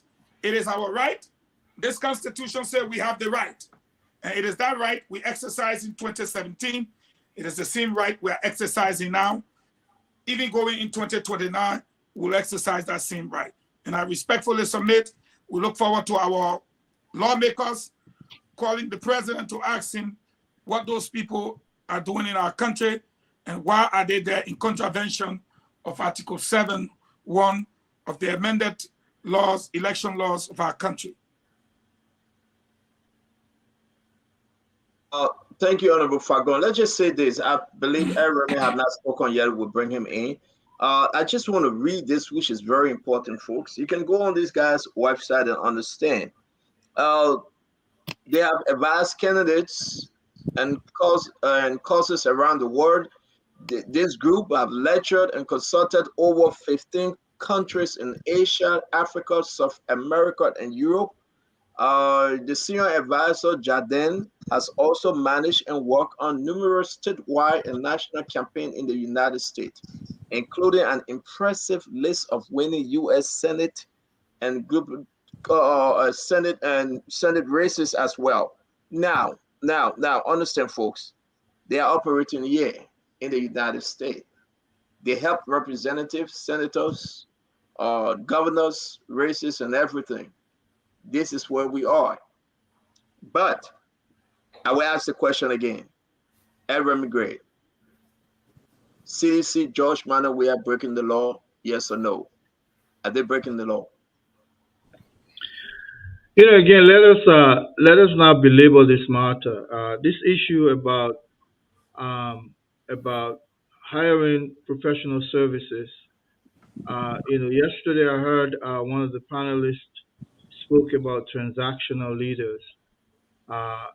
Certain activity within public policy realm or within these kinds of operations are clearly transactional. Person comes in, they provide their expertise, and they do their job, they're gone. And that's all they're hired for, but are they in sync with our electoral laws? Which part are they, somebody is afraid that they shouldn't bring instrument. Well, most of computer-based activity these days are cloud-based.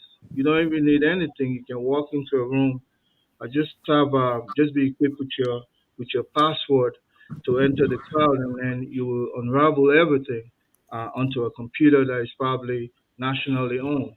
Okay, so those fear are not what they're looking for. Again, remember I spoke about our national security agency is who's supposed to police some of these activities. Well, if the national security NSA is in the pocket of the president, then where are we? Unlike the United States.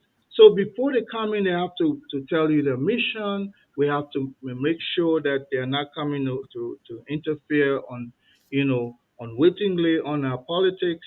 And if they are, you can always hire somebody to come and do your computer work, your professional work. They can advise you. Mr. Cummings the last election brought in a guy who was a media guy. He wanted somebody that would capture all of the activities. Um, and so I don't see where Mr. Weir is breaking the law per se, unless these people refuse to tell us exactly the purpose of their mission. Then we'll not be able to accept them or reject them until we know exactly what they're here for.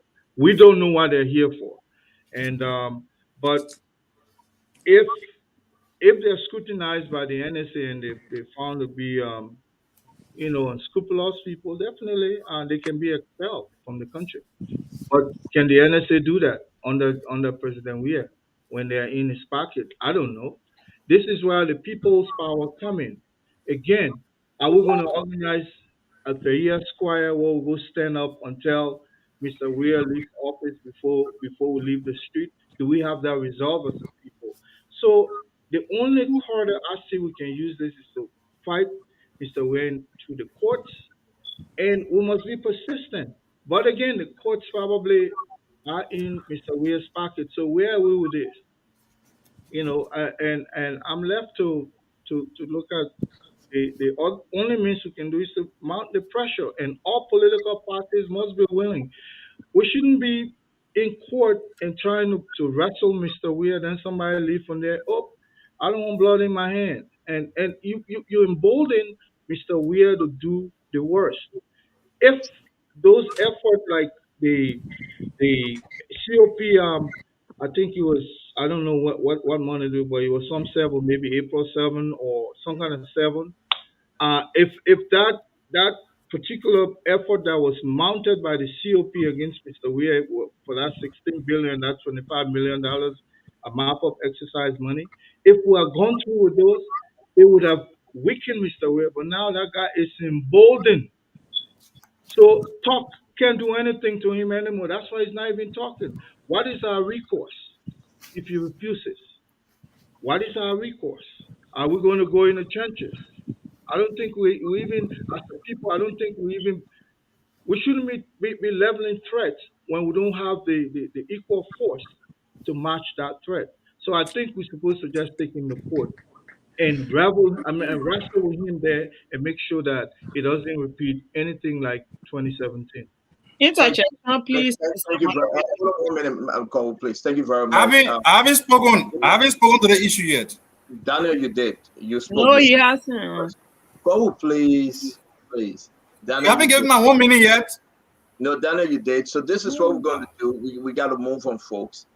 If any one of you want 30 seconds, we can only give you 30 seconds. We have 30 seconds. Yes. 30 seconds. I want 30 seconds. 30 seconds. Oh, hold on, guys. Gibson, you want to go first?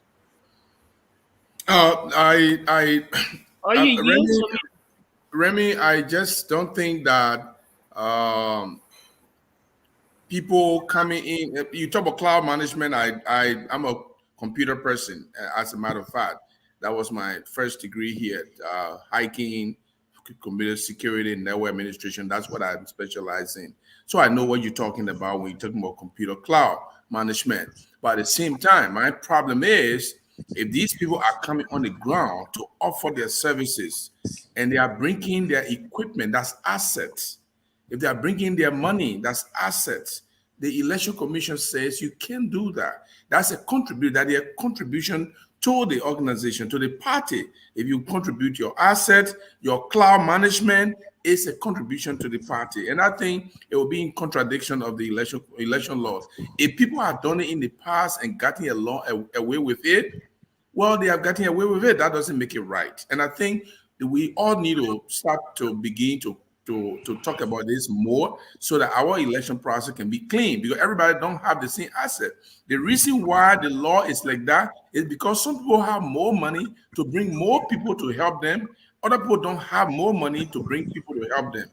President Joshua can bring any amount of expert from outside. Do we allow it? We can bring people from Europe, we can bring people from America because he has all the money. But is it going to be parallel? Is it going to be level playing field?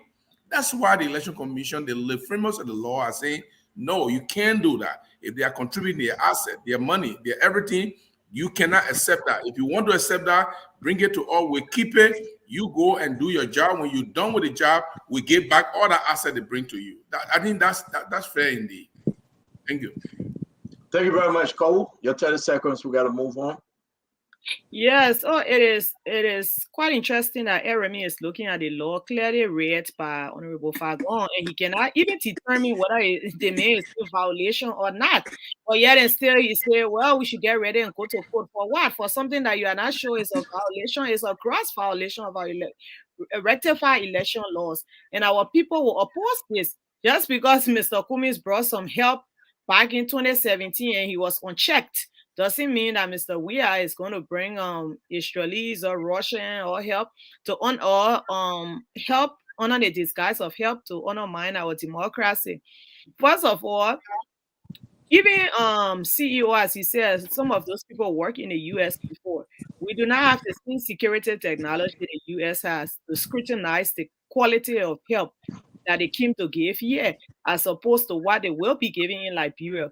We know one business will operate two different countries and operate differently at different standards. That is just something that happens. So we are opposing this. It doesn't smell good. It undermines our laws, and our people will oppose this in these elections. Thank you. Thank you very much, Fagon. You want to go? Yes, sir. I don't understand after I read the law and it was expressly made to everyone that Conor Gray will say he don't know whether this man is in violation of what is happening. I'm confused with this whole idea of the ANC people, the Linu people, the other people. It just shows that everybody wants to fight this one old man, but they don't know how. I will reference you again to page 12, election offenses of the same law that I gave you. Quote, election offenses. Chapter 10 is amended by adding section 10.2a. The following acts shall constitute malfeasance, punishable under this chapter. A, influencing or attempting to influence the result of any election to include the tracking of voters. 10.2a, use of state resources. And Fagon, I will interrupt you, Fagon, and you must have this argument now. So you're not going to I believe that you are getting ahead of yourself. No, law I read just now. Brought in a group. If CDC brought in a group, just to advise, just to guide them, where in there they are breaking the law. So then that's why we read the law to you. But there's nothing in the law. There's nothing in the law and say you cannot. No, you can't do that. Then why did you ask for it? We read it to you. Let me provide my 30 seconds. I'm not telling you hijacking. No, Fagon, we're not hijacking your time. Let me go on hijack my time. He hired time. Nobody talk. You shouldn't hijack my time. Okay, Remy, I'll give you time. Hold on 1 minute, my brother. Fagon. The law says no person shall contribute funds or other assets. You, the moderator, what does that mean? Number one. Then I reference you to another law on page 12, election offenses. It is the law again. It is an offense for anyone to influence or attempt to influence. That's number two. So if you come, you say they're advising, they're consulting, what do they want to consult? That's somebody, baby man? Fagon. Again, we will hold you there. We understand you and Gibson. Me. I can go all over with this thing and cry wolf. But other political parties have done it before. They can bring in folks to advise. They can bring in folks to redirect the focus about the campaign. Are you guys telling us, showing us something that we have not seen, that these people will be running NEC? They'll be running the national election. So the fact that this law was made 2014 and we had elections. There is nothing in the law and said do not seek advice. There is nothing in that law that you just read to say, clear, you cannot bring anyone to advise you on your campaign strategies. There is nothing in the law that says that, though. Okay, so I asked you the question and I gave you the page. So explain it. Anything in the law What do they mean when they say influencing or attempting to influence the result of any election? Explain that to us. I mean, why are you picking the meditating small? I won't read it to the Liberian people. The meditating too small. No, not the picking them. You say make it big. So explain to all the meaning. Services. Who's going to be paying for this service? But go away now. We got to tell it to one at a time. No, let me explain to me what it means, because it your name is Pagon, former deputy minister. You got to explain it, because when you explain that, they accept the explanation. Okay, we don't enter what it means now. Go, sister, Gono, stop interrupting us. That's in the time when you're in high school. Read it now and tell what it means, Papa. We probably not go to school. Read it and tell what it means. No, I graduated from Western from high school. But Remy Gray, let me leave for lucky school. What are you from that school? Just lucky. Some people senators, some people president. That God's grace. Remy. CEO. Yeah, God's grace. Remy, I beg you, brother Remy. I am not understanding where Fagon and Memped and Gibson and Daniel Sano. I've not spoken yet, though. Okay, but so how you understand that you graduated from Western? I understand. We don't understand where we come from Western. Yeah, I agree with you. God, please. Now me talking like I said talking. Let me say I don't Daniel, you go go for the people school. Daniel. You go for the poor school. You graduate from Western. You want to understand? After Remy, I want to make a 10-second. After Remy, I want to make a 10-second pitch. It is very interesting while Remy is reading, let me come in. Gibson, Daniel is speaking. It is very interesting. It is very interesting how our friends from the ANC will consistently try to evade the issue, and in the name of getting at Omen Joe Bwaka. I hear Remy Gray frequently referencing a statement that was made in 2017 by Ambassador Bwaka that he didn't want any blood on his hand. Apparently, Remy doesn't know when that statement was made. But what is important to be said is that when the election was clearly rigged, the first round of the election was clearly rigged, manipulated, and Liberty Party challenged that result. We were joined by the Unity Party and the ARP. What did Mr. Cummings do? He put his tail between his legs and left the country and said he can't join his people. He can't join other people opposition to challenge. The man I get tailed, but that's that political leader too. Let's show some. I just want to remind Remy Gray that we've been here. I understand. He does that. I mean, I'm speaking idiomatically. No, let's speak. I'm not so that literature. People are idiomatic. We don't do literature. The man look at Mr. Cummings and say, Mr. Cummings get tailed. Come on, man. They put a tail between your legs. When I say you put a tail between your legs, it means you got scared and you he got tail. So obviously he got tail. So this is what Remy need to be told, right? There were people who stood up to the attempt by President Salif and George Weah and the Russian to subvert the will of the Liberian people. And when we challenge the result, what was ANC? You said you were too good to join us. Mr. Cummings left the country and went to the state and said his supporters would vote anyway. So today, the catastrophe that George Weah had brought to this country. I said he would do again after the election, after October 10th. That's what he not there for. And then he would tell Remy Gray to vote for CDC. That's why some are very skeptical about Mr. Cummings' political move, because he doesn't care for the country. He doesn't care about the country. I know there are good people who support him. I'm not being hastily generalizing everybody here, but he himself, he doesn't care about the country, because everybody was concerned about the evil pregnancy in 2017 when Councillor Bromsky prophesied the evil pregnancy and said we have to do everything to abort this pregnancy. What did Mr. Cummings do? So we who made history, we are still around, and you can't share that platform with us and keep misleading the people to say, "Oh, Mr. Bwaka said he want no blood on his hand." All efforts were exhausted to stop George Weah from being president. When the court said that the fraud was not too big and they could not overturn the result. What you want Ambassador Bagala do? To go and take guns to overthrow the government? He couldn't do that. At least he joined us to go to the court in challenging the result. He was on the record for a good reason. But what does Cummins do? Cummins sat supinely, left the country, went to a comfort in South Africa, in Atlanta, Georgia, in America, and left us here.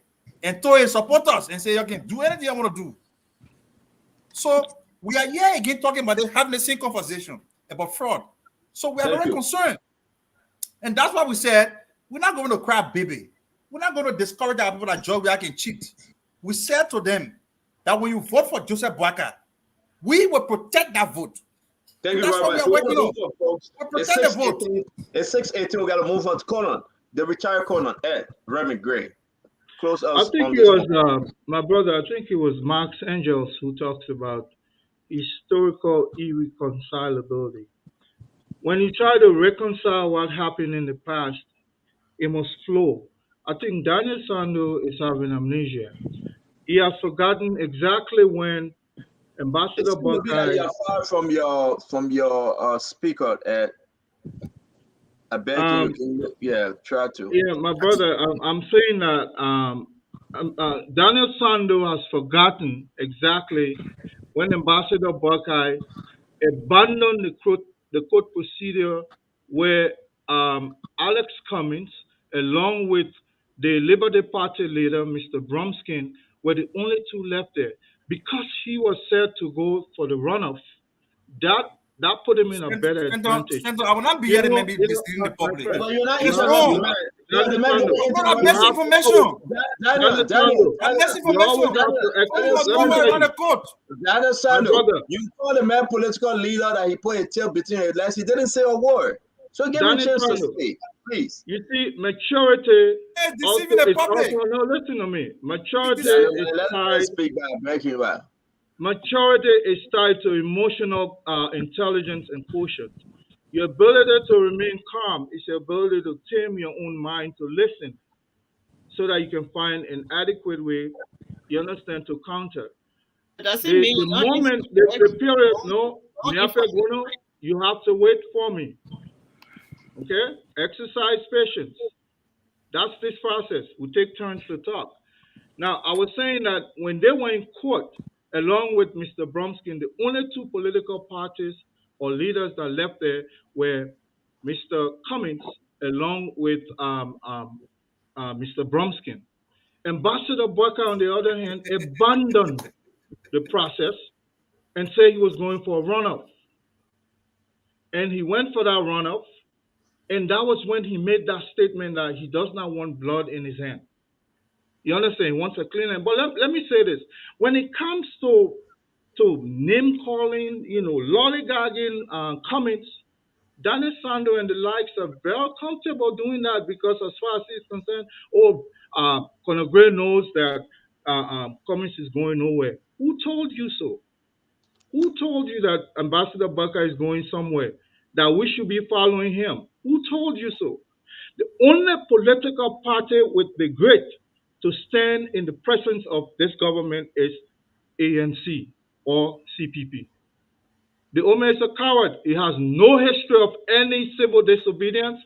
You understand? It's a substantial. Who got history of civil disobedience? I will not interrupt. This is number 360. I will protect everything. I did not want to go to Ghana. I was not on a Ghanaian refugee camp. You can go. You don't have any history of sending people to anybody.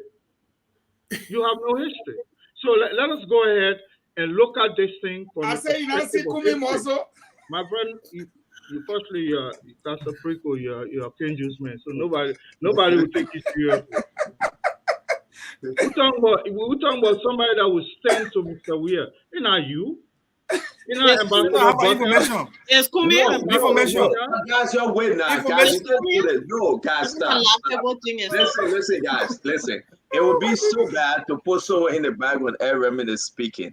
We need to have some form of respect. Ed Remy, what happened? That's the fly you driving? You okay? Yeah, I got some flyer about it. Back in the office. So go ahead, finish out, Eddie. Well, I Yeah. welcome Fadika, Aaron, Yeah, brother mention Fadika.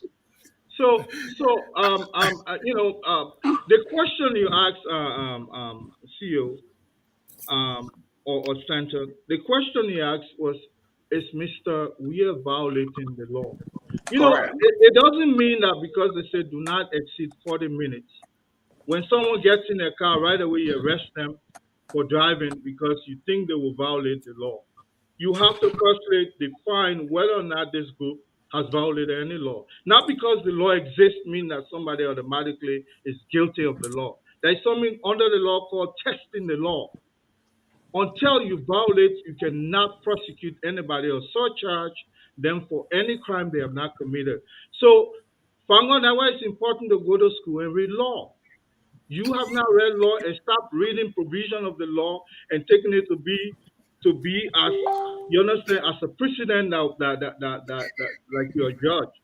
Stop Let's doing do, that. folks. It's Let, not it's let, not let meet advisable. ourselves, folks. That's Let quack. meet ourselves. The ANC guys, Thank they you. love to Thank you clap. very much, Remy Gray. Let's welcome our brother. Can I provide information? It will be helpful for your audience. Let's welcome our brother Al Hussein Fadika to the show.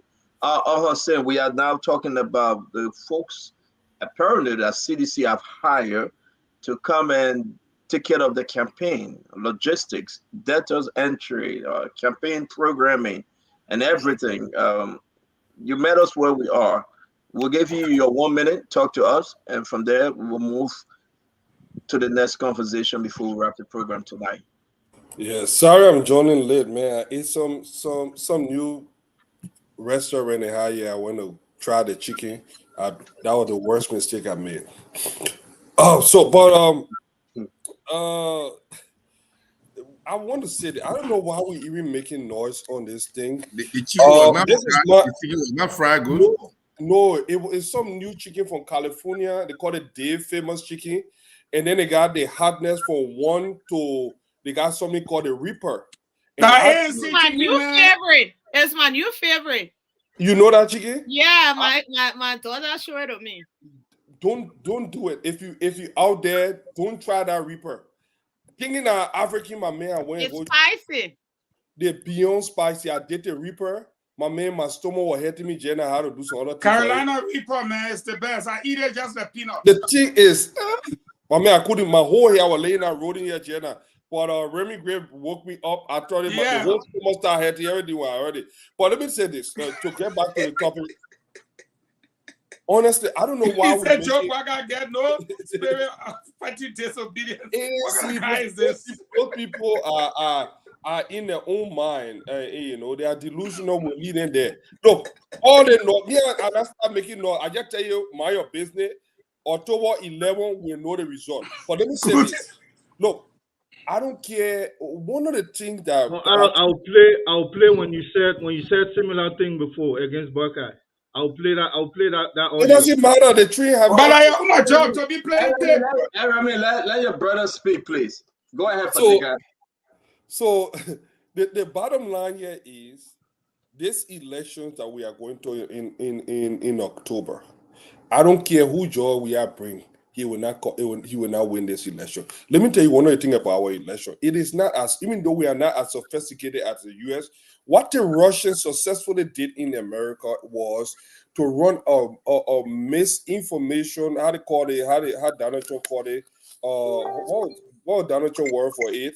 A fake news campaign against the Democrat. And it ran a lot of different fake stories.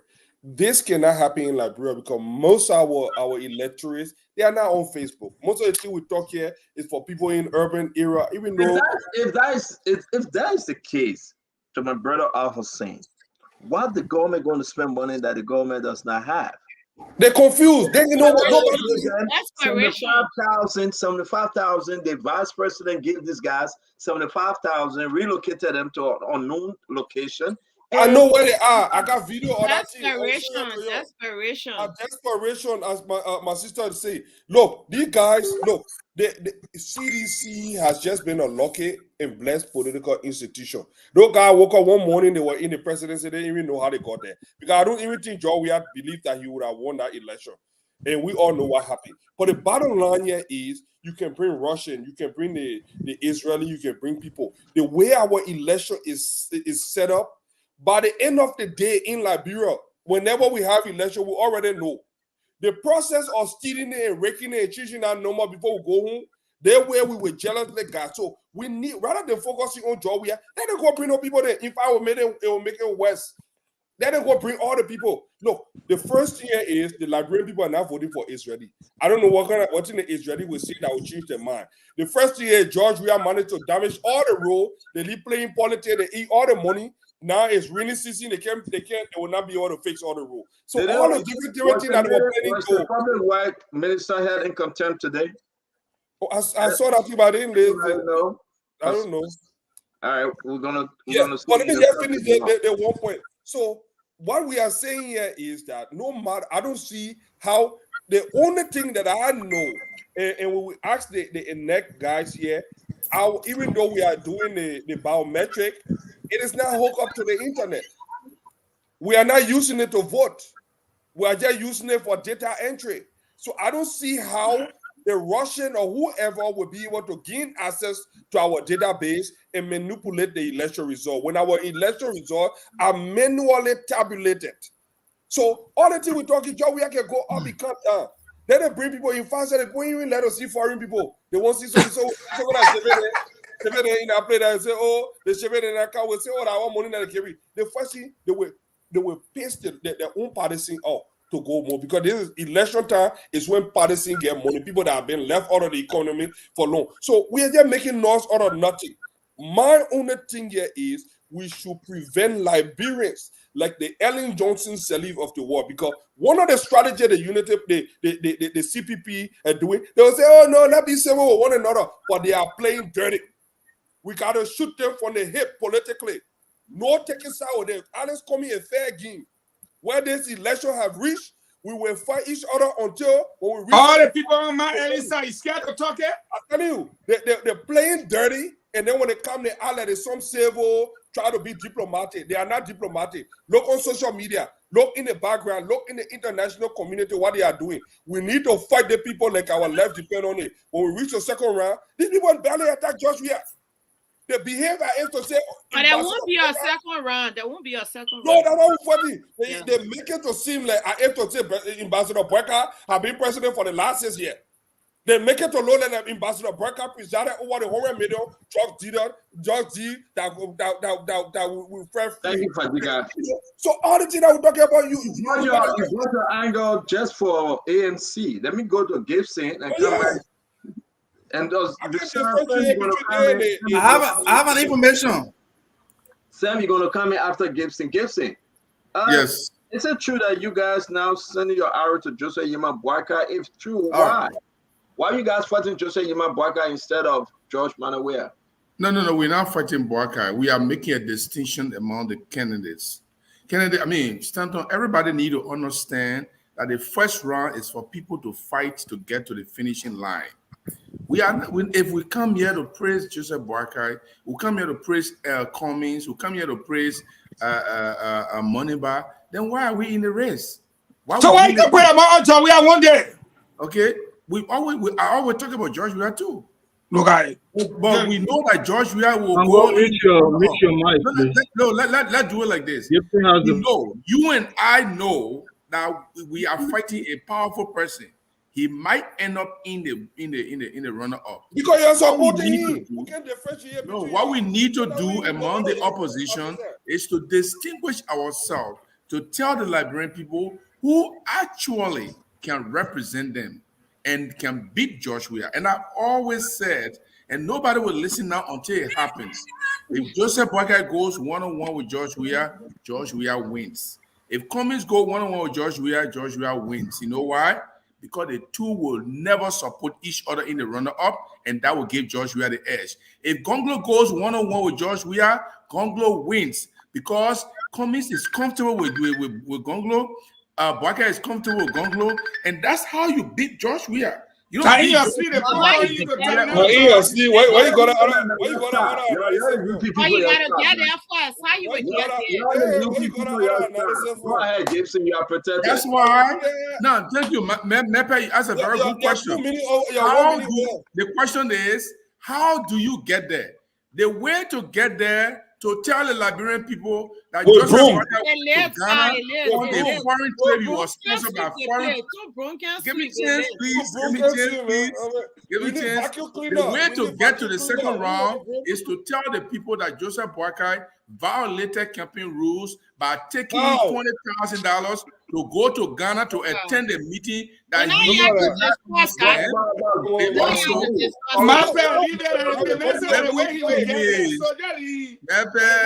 me finish. I got 10 more seconds. I got 10 more seconds. I got 20 more seconds. Yes, so let me tell you something. I'm tired with you. Yeah, thank you very much. Let me tell you something. I'm tired with you. Stop interrupting now. You're from the JMB camp. Let me tell you something. JMB does not have a birthright to the presidency. He does not. He happens to be in the second round in the last election. Therefore, he accumulated some significant votes that is carrying him. I'm not sure if JMB is adding more votes than what he had the last time. We are all targeting the Gonglo group. You're not listening to the chorus. We are targeting the Gonglo group. We are targeting the silent majority. The silent majority are the ones that make the presidency. They are the one we need to tell that Gonglo represent a better leadership than JMB. Because if JMB goes to the runner-up, Joshua is going to win, my people. Because ANC will not support them. Thank you. If somebody go there, JMB will not support them. Let me bring call. So what about Gonglo? Will Gonglo support them? Gonglo go there, everybody will support because he ain't got no people. I want to listen, man. I like you never party show yet. Will Gonglo support JMB? Yeah. Samuel Sankara has not spoken, my brother. Can I come in, Senator? Daniel, I like you never party show yet. Y'all give chance to each other, man. Yeah. Y'all protect each other. Y'all Senator, can I come in? You will listen. But there's my point. All the rest of the opposition agree back out on. Let me ask a question. No. Guys, listen, please. Listen. Only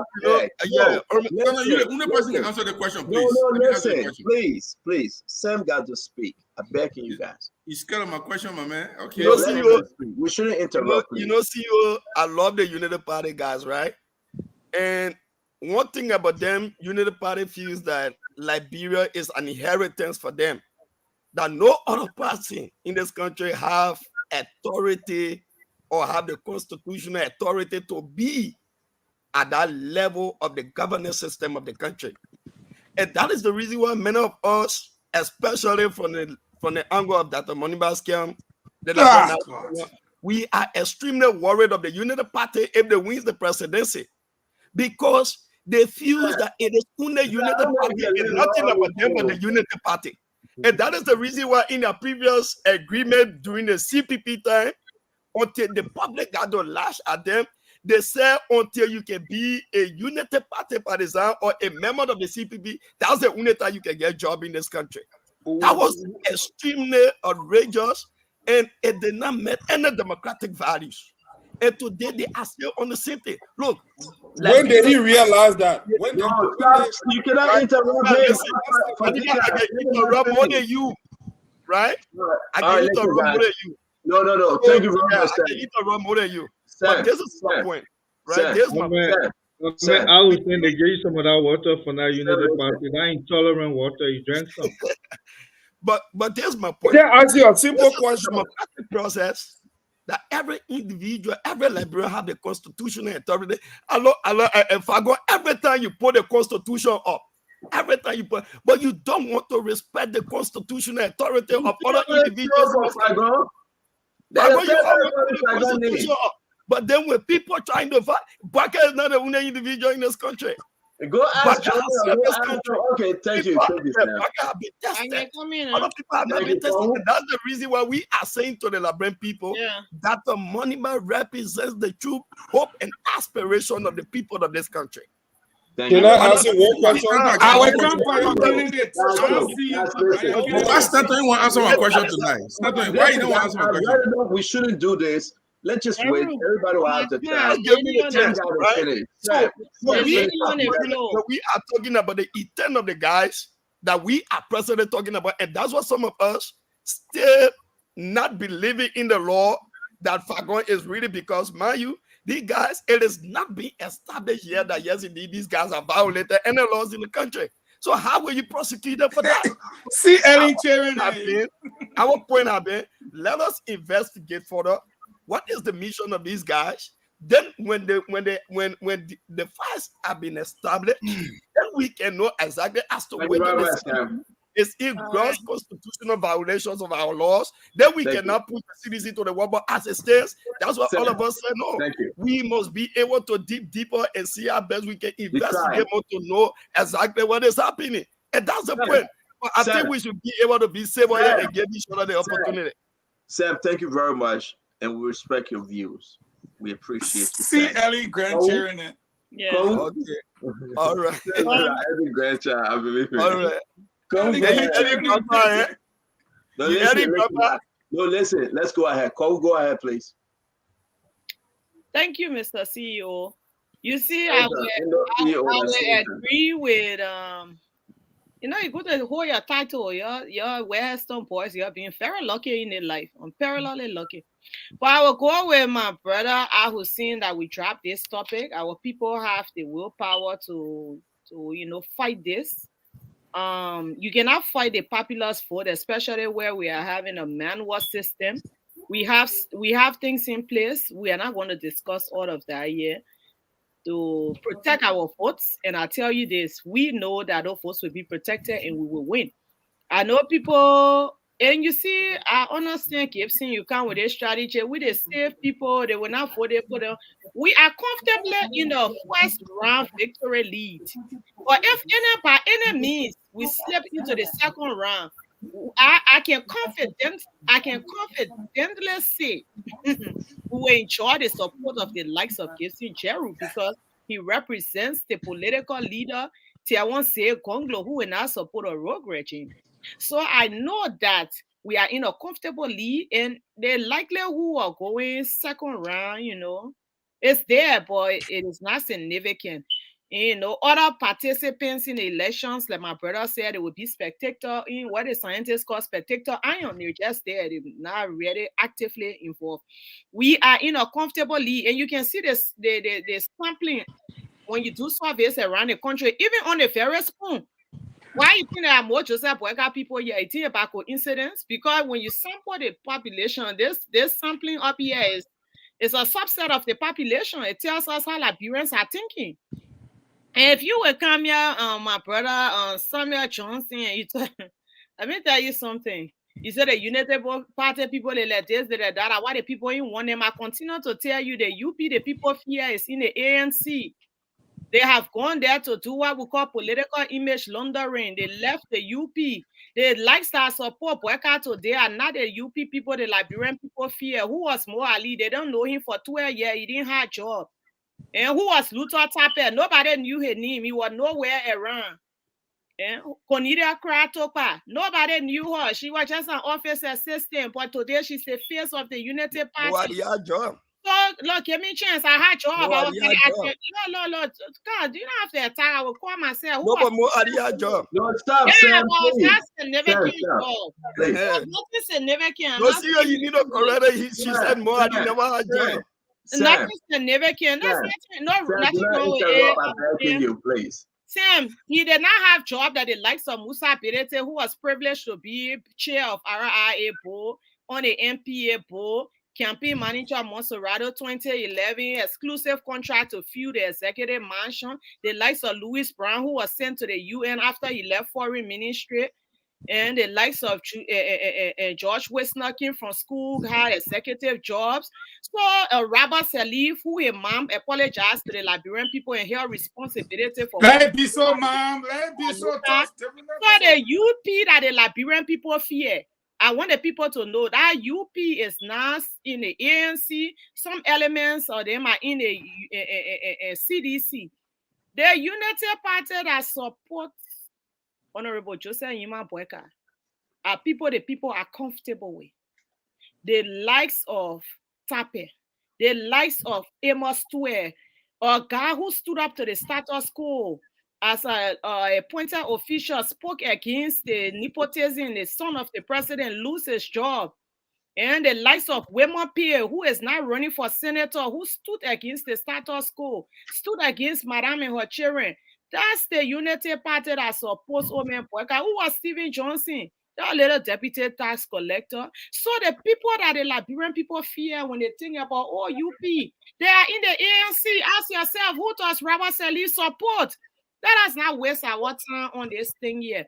We are poised for victory. I don't know who have pictures of our tour in the contest. I want our people to be able to see those impressive pictures from Campley, from Mankibi, from Bonn. Our team, was reaching across the country. There have been distractions to get away, but our people are there willing and ready to ensure that Honorable Joseph Yima Boyka becomes the next president of our country. And I know when that time comes, there's something all of us will celebrate. Our brothers from the Gonglo camp. I saw my guys doing a registration today, but we know we will partner at some point. They will be on the train. So I'm telling you, I saw them all dressed alike, with the broom. But we are proud. We are proud of this democratic process, and we know that they will join at some point in time. So let us not waste our time. Honorable Joseph Yima Boyka is the next leader of our country. Go tell it on the mountains, everywhere, that he's the next president. Let us keep the faith, and we'll protect those votes to the letter. Daniel Sander. Well, I just want you to go to the comment section and black one Adaman Baba. He keep posting all sort of stuff there. But I'm sorry that Conor Remy Gray left. He's there are still people here. listening. I'm always concerned. He's hearing you. I'm always concerned about the information I will put out here to the people, because 2017 is just 5.5 years away. And we all witnessed how the 2017 election played out. We were in a mix of things in the Liberty Party. And we know when Liberty Party filed a complaint, it was the Unity Party that filed a motion through Vanishemo to join that case. The Unity Party joined the case at the National Elections Commission. The next party to join was the ALP. Councillor Bromskin personally reached out to Mr. Cummings. And what did Mr. Cummings say? That he had no interest in joining us because he had been instructed by President Salif. Let's not forget, the We Are Presidency was a project of President Salif. So Ellie instructed Mr. Cummings not to join the legal battle that was seeking to challenge the electoral process. So Cummings was nowhere around. So I thought to make that correction, because when Mr. Remy Gray said, oh, Cummings was in a cold when Joseph Boyka left, it was an attempt to mislead the Liberian people. And I think the ANC cannot survive on misinformation. The Liberian people cannot forget. The reason why Mr. Cummings is being abandoned on the lonely island of isolation is because he had never stood by the people. Got scholarship from LBDR in 1978, left Liberia, never came back here until 49 years after we heard about him saying he'll be president of the country. It's not going to happen. It's not going to happen. So if they like, they can come up every day and put a new propaganda against Joseph Yima Boyka. I'm not surprised that JMB is the most talked about candidate. I'm not surprised that he's the most attacked candidate. I mean, this is how you know that your candidate is winning an election. If JMB was not feared by his opponent, They wouldn't take all of the time attacking him. My good friend Jason Jeru says, yeah, every day in the week, y'all never told the Liberian people how Gongo is going to fight corruption. Every day when you can open his statement, can Baga tell, oh, what you want to do Ghana? And this young man will get job today. That's not true, my man. Don't lie in the open space. Johnson. Can you lie in the open Mr. Monuba is going to create. But Daniel always interrupt people. And you come here, you want to John Gibson who is hanging on a scroll to say, oh, the United Party people got a sense of entitlement. Let me tell you something. There's not a role having a sense of entitlement. In Liberty Party, they told us we have sense of entitlement of opening our party. What happened to us today? That man with his teen character, Musa Berete, that mother character, that Dutch character came there and he got our party in mess. So it is good to have a sense of entitlement. That's nothing wrong with it. And, you know, and I like the way Miape put it. The people who made the United Party to appear like a court to the Liberian people, where are they now? They are all with Mr. Cummings. Why? Because those are stooges of President Salif who don't believe in the institution of the party. They believe in President Salif more than United Party. Because someone like George Bush. Daniel Sanders, let me ask you a question. 2017, second round, who you voted for? Oh, come on, man. Stanton. I didn't just vote. I campaigned for Joseph Yuma Bwaka. Thank you. I campaigned for Joseph Yuma Bwaka. Second round, who you voted for, Mempe? I didn't vote our year. First round, who you voted for? Let me Bromskin. You voted for Bromskin? So okay. let me just conclude. Are you feeling that? You can go too long, my man. When Mr. Gray you're saying the same thing over and over.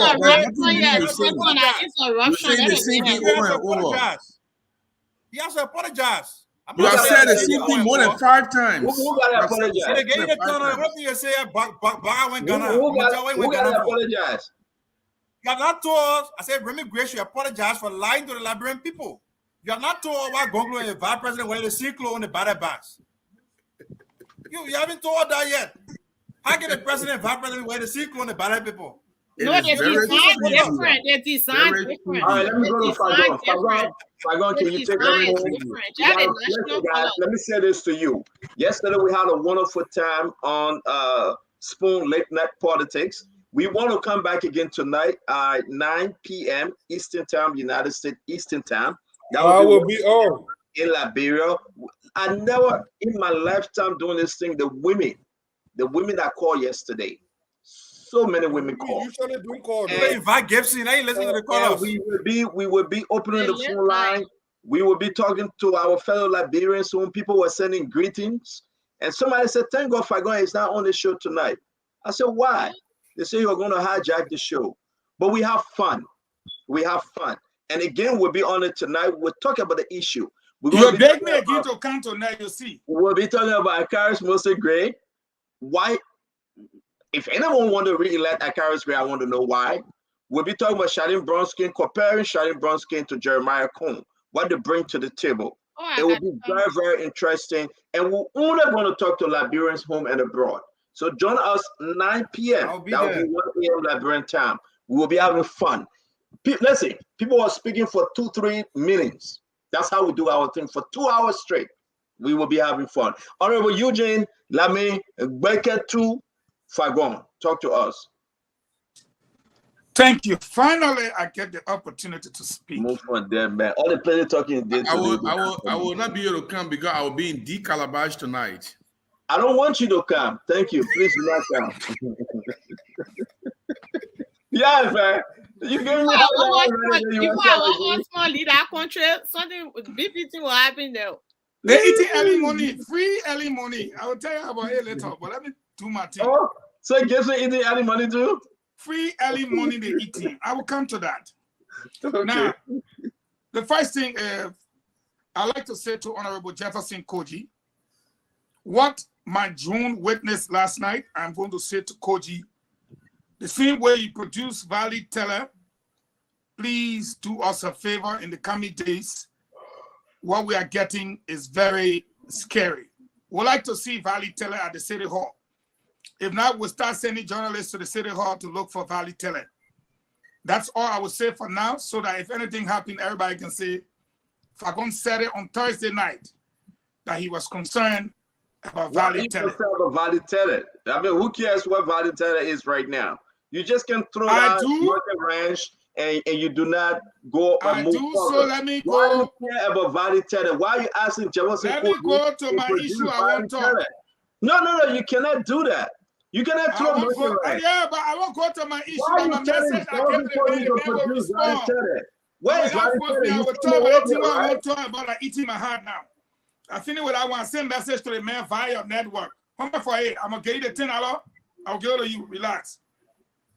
Now, I want everybody to listen and listen well. I'm a time to talk. They will only give me 2 minutes. So listen and listen well. Everybody know who brought Cummings to the country in 2007. How he came through the Pan-African Capital Group. How when he left the board of directors of the International Bank, he was replaced by Charles Walker Bromskin's daughter, whom Ellen was taking care of as her daughter. That the Ellen link right there. Everybody know who brought money back to the country in 2009. Made him Minister of State for Presidential Affairs without portfolio, and then put him in charge of the Presidential Delivery Unit for all the 66 bogus agreement that he talking right here. Then he turned around and choose Ellen Johnson Sirleaf play daughter, Grace Span. Everybody hear me and hear me well. Then we go on to Robbie Morris. Ellen brought him to the country and made him deputy to the airport.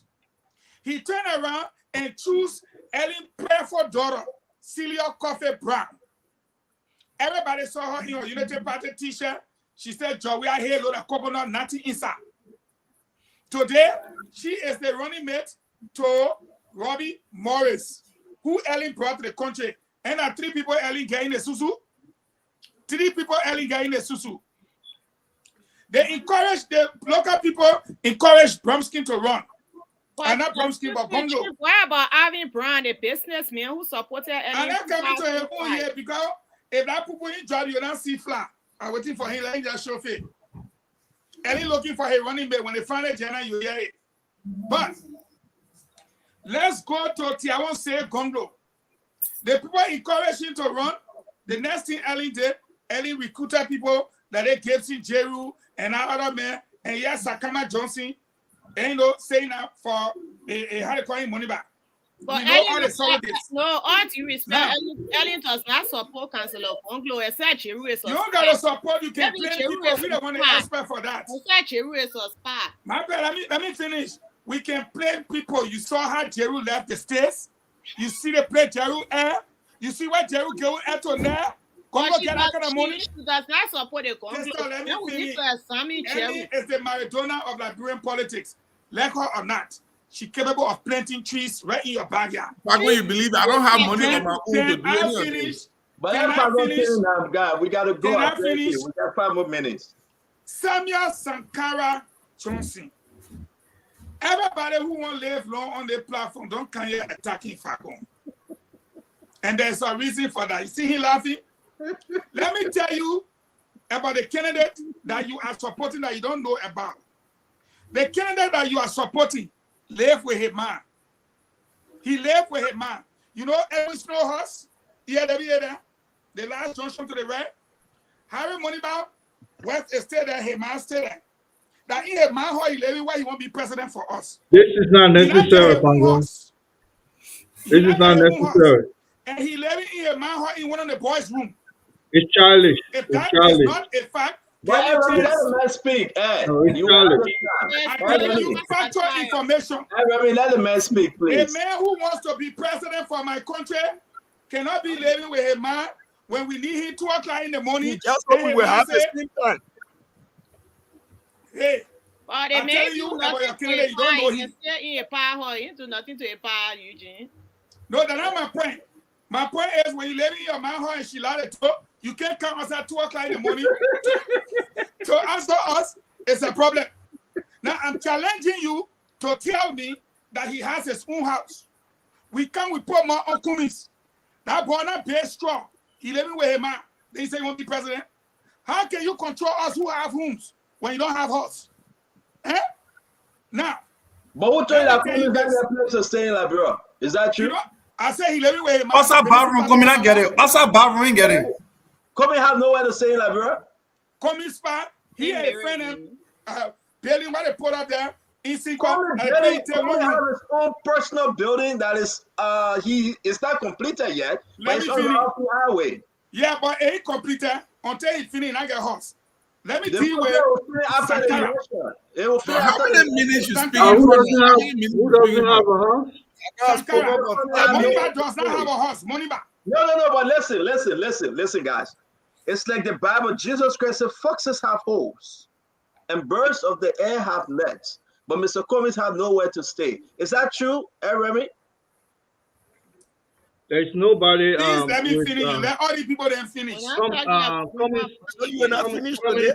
Yeah, but the man they see that they just interrupting me. Go ahead. You're not finished, Eugene. You protect her. Go ahead. So don't make moderator for the show today. How many minutes are you speaking for Eugene?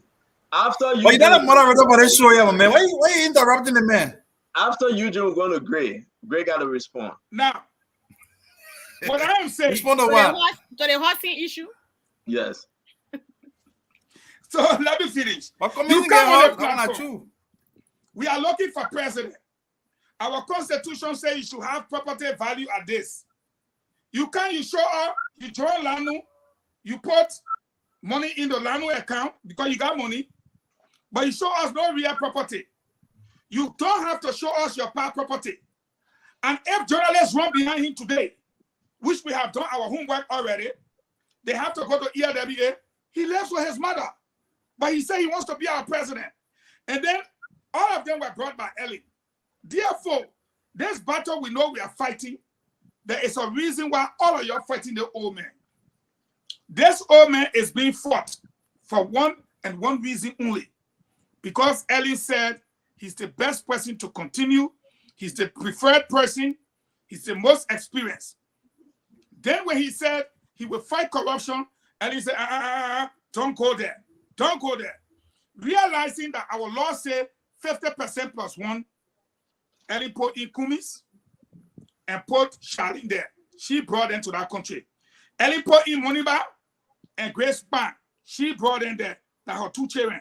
Ellie put in Robbie Morris and Celia Coffee Brown. I'm only happy for one thing as I submit on this note. George Weah, when I warn you that goat will be goat, sheep will be sheep, where is Celia Coffee Brown today? You smell nothing yet. You will see more coming. But we get your warrior and tell Moniba to move on here now if you want to be president. He must go and bail us like all of us. I respectfully submit. Before we bring in folks, before we bring in Remy Gray, I would say we are receiving information that what was her position prior to National Housing Authority? National Housing Authority Director. The port. National Port Authority. No, she left the port. She left the port. Yeah, went to housing. Yeah, they sent her to housing. She now resign soon. I don't know what I can tell you about her. So, folks, we have this. Look at me. They said I'm going to read it. Hold on 1 minute. I'm going to read it. That Becky, I'm going to read this before Eric come in.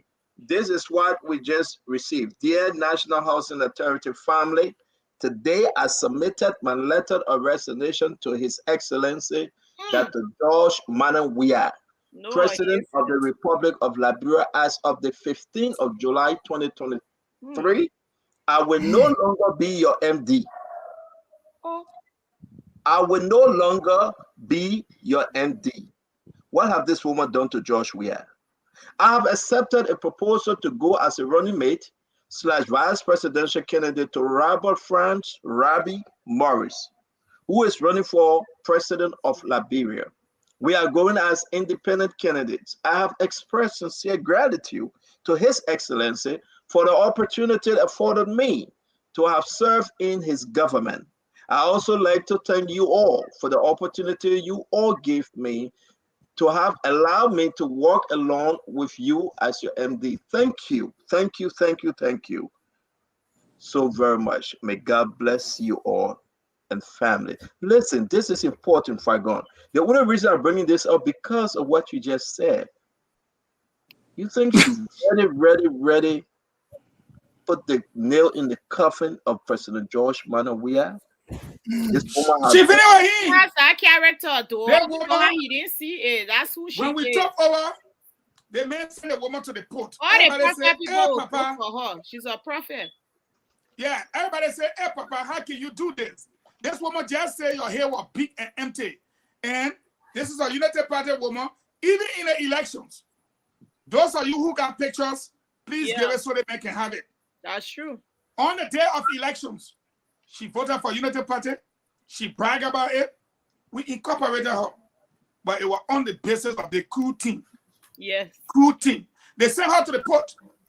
When the noise came between she and Bill Twale, he took her from there and sent her to National Housing Authority.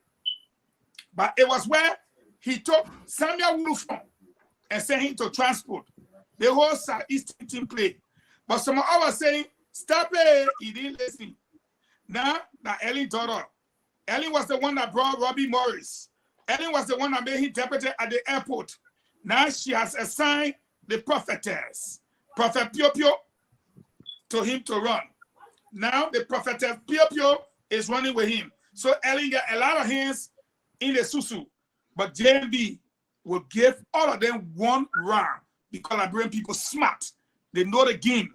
No matter how many of them come in the race, no matter how many of them enter the race, Joseph Newman Boakai is against George Weah.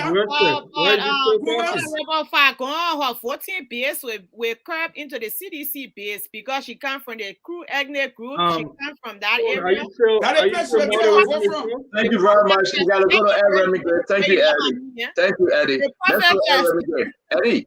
Talk to us, my friend. You can talk on other issues, but this is very horrible for George Weah to see that this woman just left him like that, left him hanging. Talk to us, Eddie. So let me say this. My man, the money back people say Harry money back get a horse to carry money back.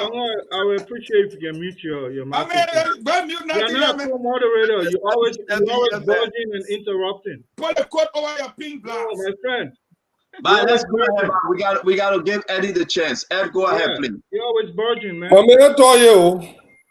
thing about it is this.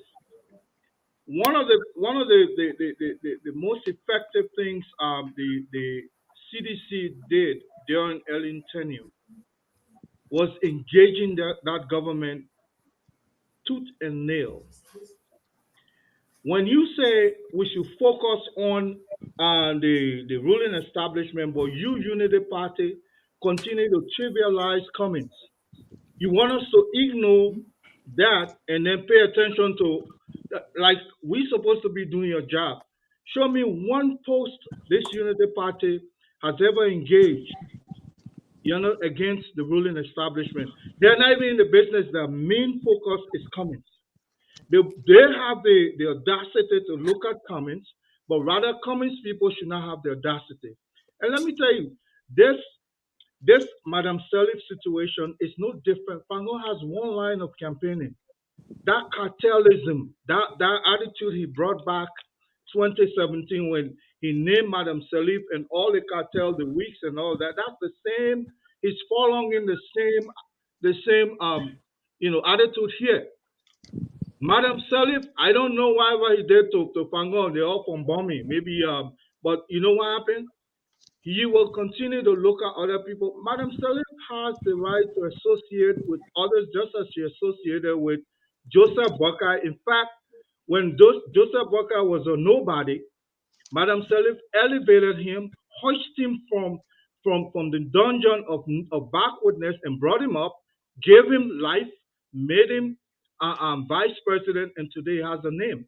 The same thing when the life of the Unity Party was extinct, it was the same CPP that resurrected that life. And today, and this old man has a way of going after people who try to resuscitate him.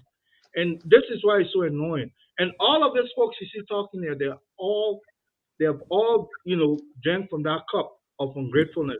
But let me say this. Miss Coffee.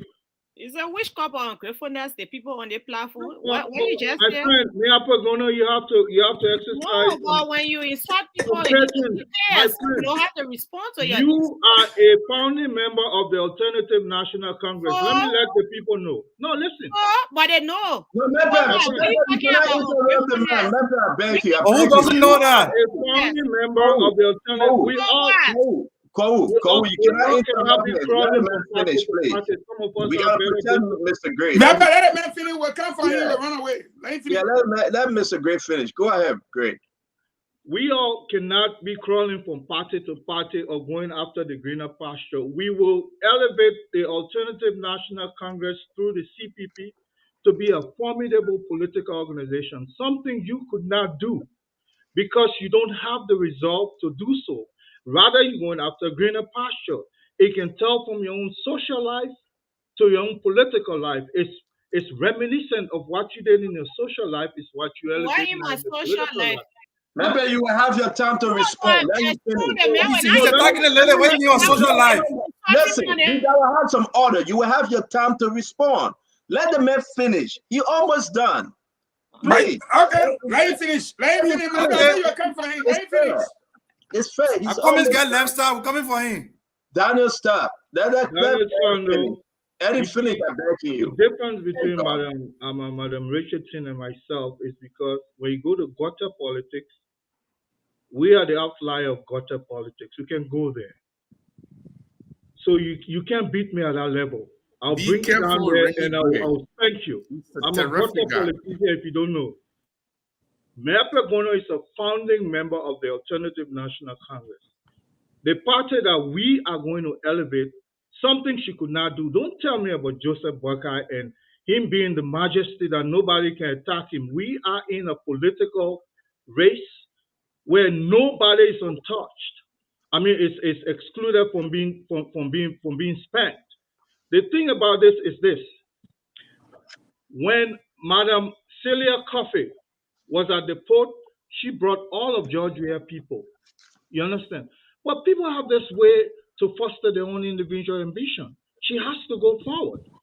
Look, people will always get jobs. People will always get jobs. And people will always lose jobs, but your interest comes first. Madam Celia Coffey, I think she has done her best. She left.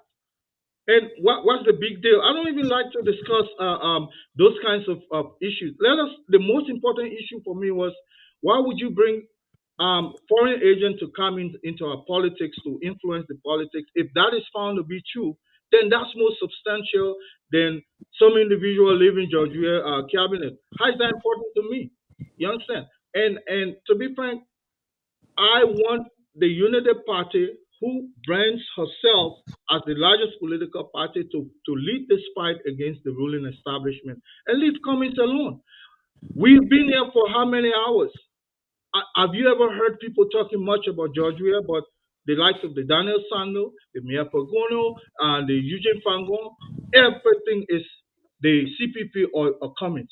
This is the most formidable candidate, but yet they say he's going nowhere. You taking him somewhere, and he's going to go somewhere. You know what? At the end of the day, when Cummings gets to that run-up, that's when you guys will be yelling, Madam Salim manipulated the election, because you already faulting her for not doing anything. I mean, 7 minutes. My friend, you have been in politics for 38 years. As Gerald would say, I don't know where you were, because we were in the trenches. I know Gerald. The trench were in our trench. You are what is he saying now? You are nowhere. I've never been in politics for 38 years. I've been in politics since 2017. Remy will go to Mepe. You know him? I don't know him. Remy, can you finish up, please? Yeah, so I was just Can I borrow 30 seconds or Remy time? No. We gotta. Why you always borrowing time? Sit us somewhere, man. I was sitting my 30 seconds. I will see my 30 seconds to Jerry. No, you cannot. You cannot, brother. But he got 30 seconds after talking for 10 minutes. My friend, you use more than how many seconds? You always barging, man. All right. Remy. did you go to school? Remy. Where did you go to school from? Remy, leave Fago and don't. Let me say this. It's very important. Common discipline. Thank you. We're in a parliamentary corridor. Okay, no problem. I'll Remy, no problem. Yeah, finish up, Remy. Finish up, Remy. Are you done? I will see 30 seconds to Gerald, please. No, it don't work like that. It doesn't work like that. I beg you. No, we're putting in the back. We're putting the desperate back. Just finish. I gotta move. It's very important because listen, guys. Let me say this. Though we can discuss politics, but when we become personal with the females, then thank God that Mepe is on the show to defend herself. It's a slippery slope. So I want to be very careful tonight. And I hope you can clarify what you meant, Ed Remy. But I will give Mepe the chance first. Then we'll come back to you for you to clarify. Because we do not want to be overly personal. You can't force it clarify, Mepe. Mepe, go ahead, please. I don't think we need clarification when someone tell you about being interdisciplinary in your social life. This is bullying to females in politics. I'm not moved by that. I'm bigger than Remy Gray politically. Yes, the party in which you hold membership, I'm the founding secretary general. I was until Mr. Cummings came to play. I do not have to support Mr. Cummings. Mr. Cummings, I don't say there's anything wrong with him. Matter of fact, he's a politician who I have some relationship with. Even when I lost my mom, he reached out to me. But I do not see the need. When you talk about greener pasture and you compare Mr. Cummings and Omer Joseph Boyka, then your statement is paradoxical. Because Mr. Cummings has all the greener pasture to give somebody. I do not subscribe to supporting him for my own reasons. And because it is in the interest of the Liberian people to support Omer Joseph Yima Boyka, I support him. And I know what it does to your base. It hurts you to the core. I will be angry too if I see a vibrant partisan who is able to represent institutions out there and that could have been in my party. I understand your frustration, but you don't have to come on this and platform to sound condescending and talk about someone's personal life. You know, it is below the belt. And, you know, I pity your condition tonight because I talk about the ANC, the UP, the Liberian people fear are in the ANC. I will always say it. Because if they are afraid of the likes of Robert Salif, they're afraid of lawlessness, they're afraid of lack of financial accountability, elements of which they saw in the Unity Party-led government, those Congress states are possible in the Alternative National Congress that we funded. And it's good that our Constitution allows for free association, free disassociation as well. And today I'm not a part. You know, so we don't have to go back and forth for someone to clarify. It was clearly an insult. It was clearly a political bully. But I'm not moved on there. I just want you to know that I support women. JMP people peak. The next president of our country. And the elements that people ever feared in the Unity Party are now in the ANC. So come on to the new Unity Party that Joseph Yima Boyka represents. Come on in there too now. Thank you very much, represents. Thank you. Thank you very much, Mepe. We said thank you very much, folks. We got to wrap this thing up. We really got to go because we'll be coming back with Spoon Late Night Politics. It's very important. Yes, I need to respond. And Sam, we're going to bring you in. I mean, you don't show you Celia Coffee brown picture in the Sunny. I will show it. I'm waiting. Sam, go ahead. Sam, go ahead. All right, thank you, CEO. Let me appreciate over the panelists. But let me start with Eugene's point, especially making series of allegations as it relates to my political leader. And I will start by him mentioning that Eddie brought in money by Eddie brought in this person, this, that. I hope he will also agree that Eddie brought in Bucket as well, because Dr. Moniba and that of Mr. Bucket work under the same regime, and they were given the same opportunity by Madam Sarif. Bucket was nowhere in the politics of our country in prior to 2005, besides getting appointment positions. Back then, how many presidents knew Bucket in the politics of our country? Not many presidents. Except 2005 when Madam Sali picked him. and brought him to the limelight to be vice president for 12 consecutive years. So when we say also, Madam Seri, and just of recent, Eugene Lami Fagon, you were playing a recording of Madam Seri pledging her full support to Joseph Imabwaka, and you were dancing all around here. Then today you want to distance the madam from Joseph Imabwaka? Not only that, if you will also want to say that because Madam Seri brought him that money back, it means that you also did not also come on the basis of your competence that it was George Weah that brought you to Liberia to work after leaving this country for several years as a Liberian. That you came at your own international airport, you could not make the place up. So it means that you did not come on the basis of your competence. You came on the basis of the Amanda Awetu you were chanting. You said that brought Eugene to Liberia to work? Yeah, but you know. See, listen, I'm coming. He failed to add after they were whooped by Eugene Fagon. You are coming, right? Answer for you. No, man, you finish talking, you get no answer again. No, I was that's my point. After several years living in America, your own country, you never knew your own country. It was George Weah that brought you back to Liberia. You came to Liberia. I hope that citizen saying you. Then he said that Clarence was saying you. Yeah. Hello. I'm coming. Why will I work for CDC, man? I'm begging you, man. I will tell you the But let me address Eugene's point, right? But there's my point. Eugene talking about house, right? Eugene, you came to Liberia, you could not sleep in your own house. After several years in America, you were living in hotel. Why hotel? Hey, listen. Yeah, you are living in hotel. You could not sleep in your own house. Your family house where your Sakamo. It was a reason when you were about to get the listen to me. Listen to me. Don't be emotional. I will not be emotional. Thank you. Eugene, the land you bought, you are not built anything there yet. Rabbi man, land. Shut up. When you see the mansion I get, I build my own self. Eugene, you don't have mansion in Liberia. Don't be hello. Sam, please protect me, man. Sam, wait. Sam, are you a crew, man? What tribe are you? No, I am from local. You from local? You see, you're talking about. You know where they're from. If from local, you were in the second round. I'm not a crew, man. So already know. No, I know what CEO want to do. But listen, CEO. No, this is very serious, right? Don't mention house. The house that the money man had in this you can't pay that house. No, I beg you. Yes, let me ask you a question. Sam, wait. The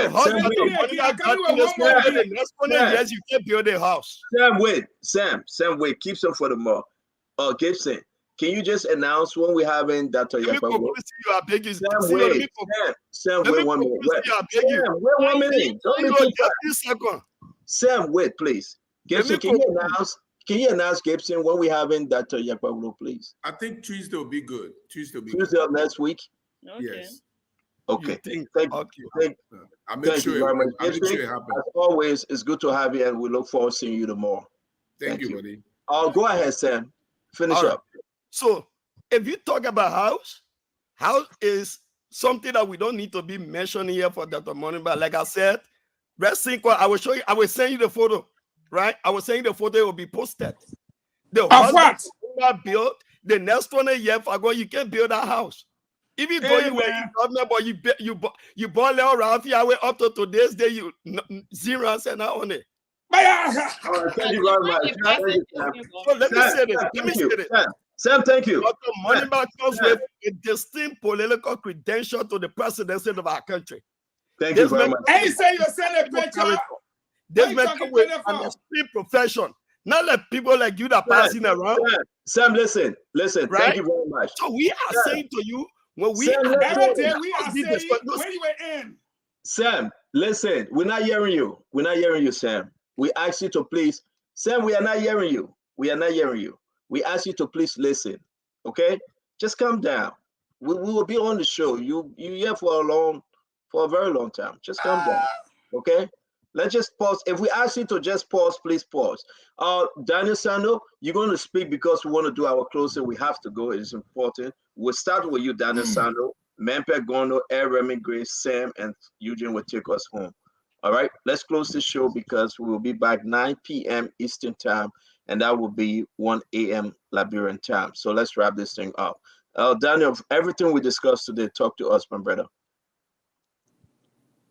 Well, so it's been another opportunity for us to share our thoughts on the way forward for our country, on pressing national issues.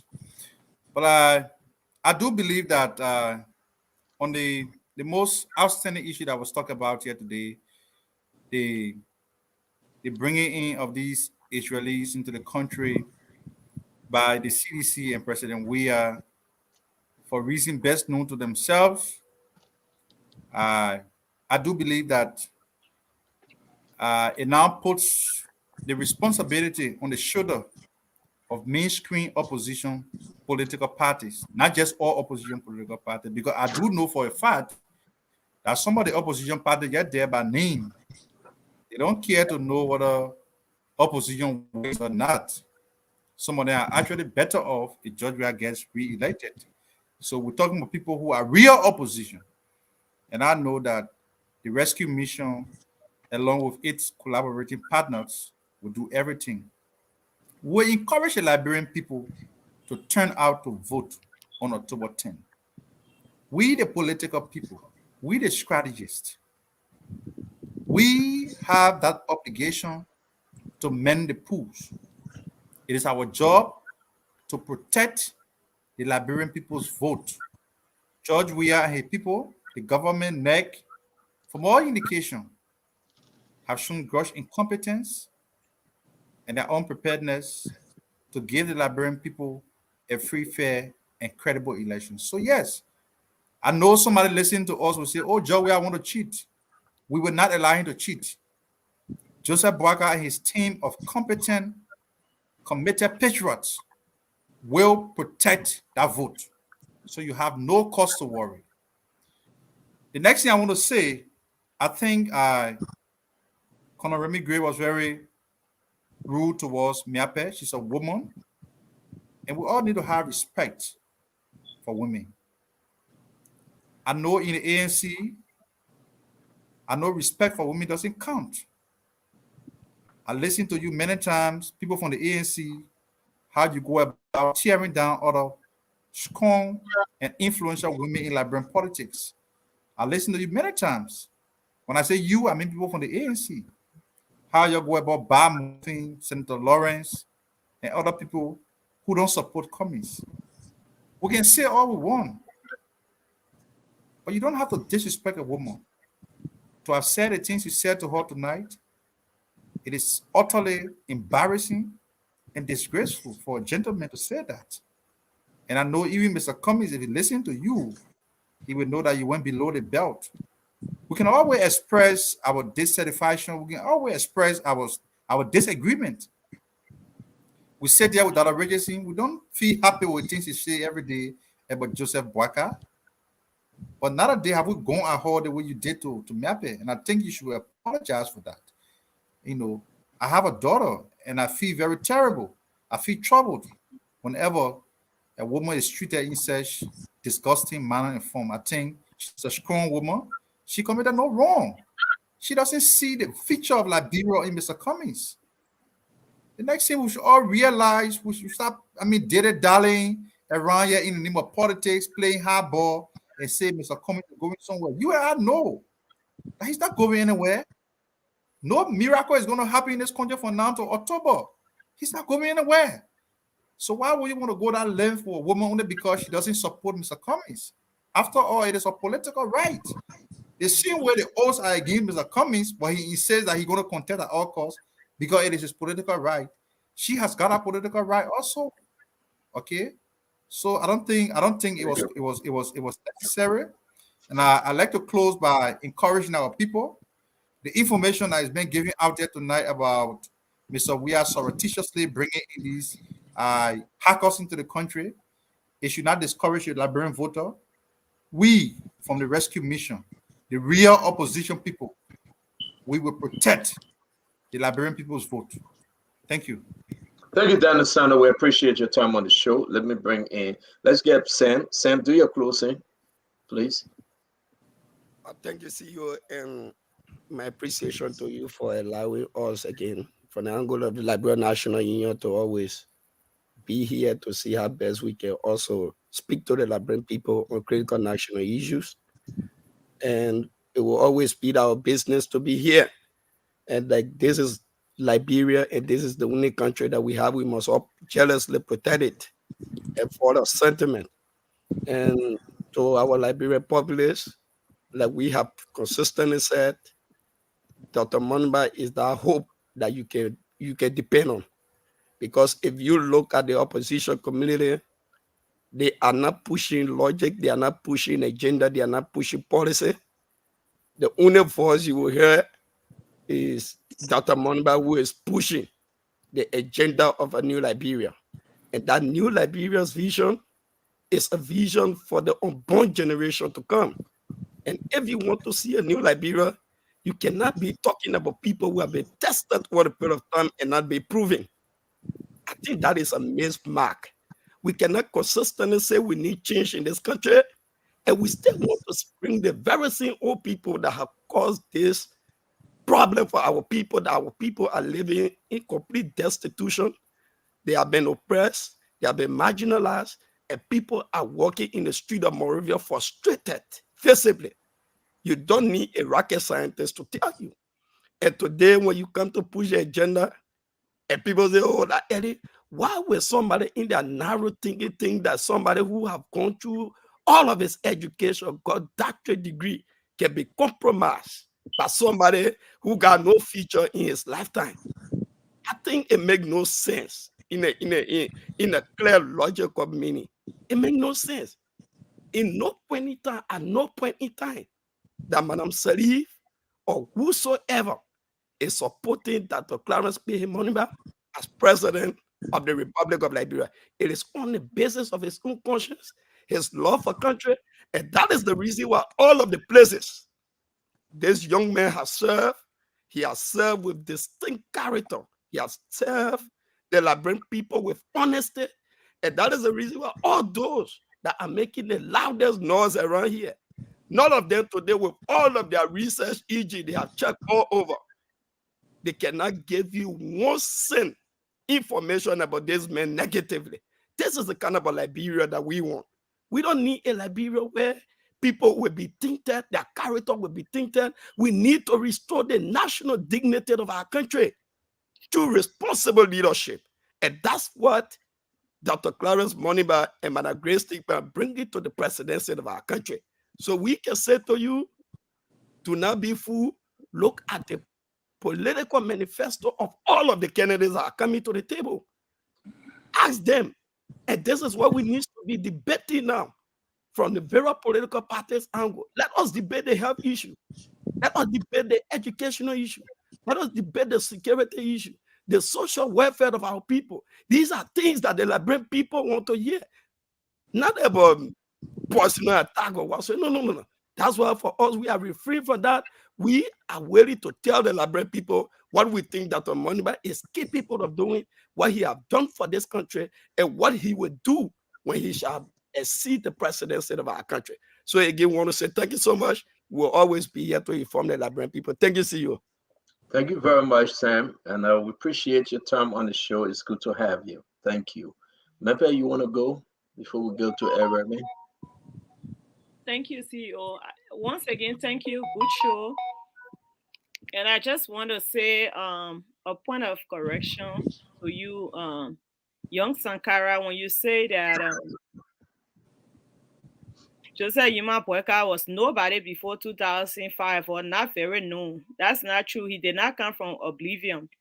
Matter of fact, as Minister of Agriculture, he was boss to the husband, the former husband of Madam Ellen Johnson Sirleaf. He was twice a minister and a managing director. This man has a stellar record in public service. He did not come from oblivion.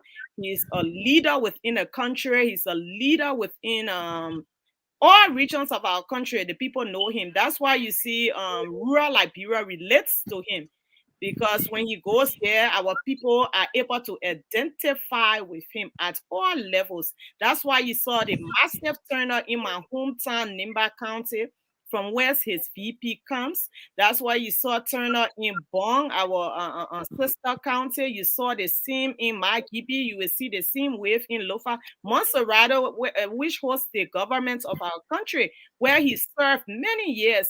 He's very known and known to be a man of integrity. So he did not come from oblivion. And your boss, the former Madame Salif's ex-husband, worked under him at the ministry when he worked there. I want you to know that, listen, we're not carried away by trivial matters. The future of the people of Liberia is on the stakes. And we are going to ensure that they win, and that Joseph Yima Boyka is the means through which they win.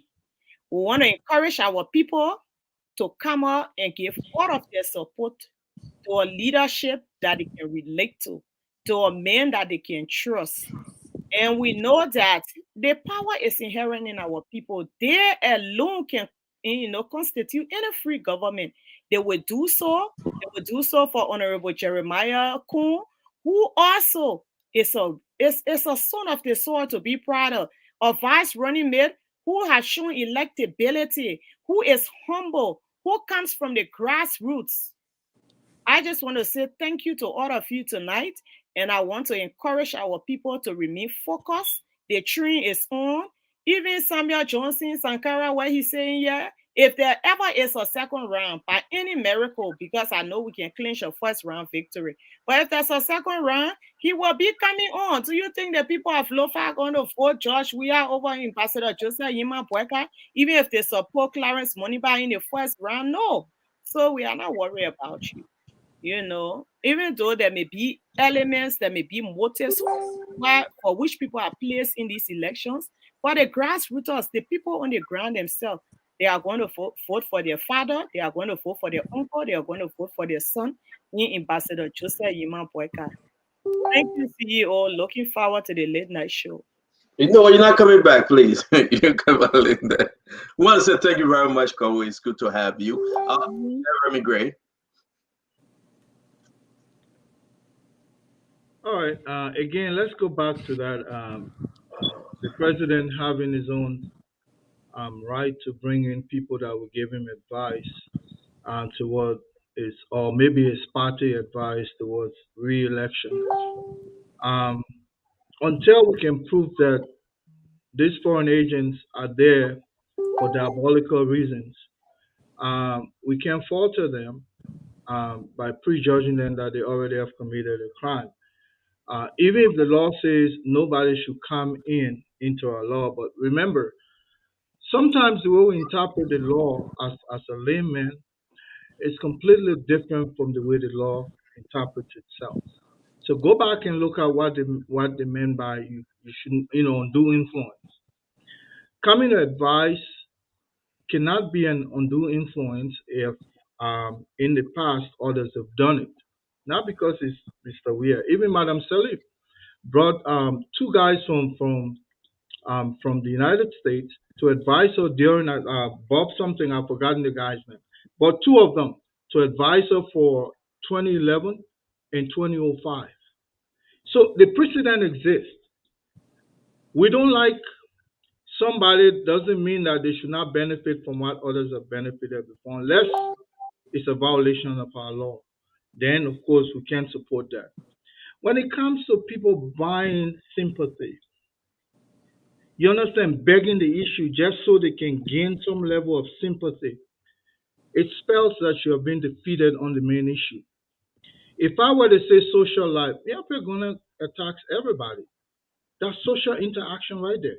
She does not allow anybody to carry on because she has this tendency of budging down on you, cutting in when she's not supposed to. That's socially.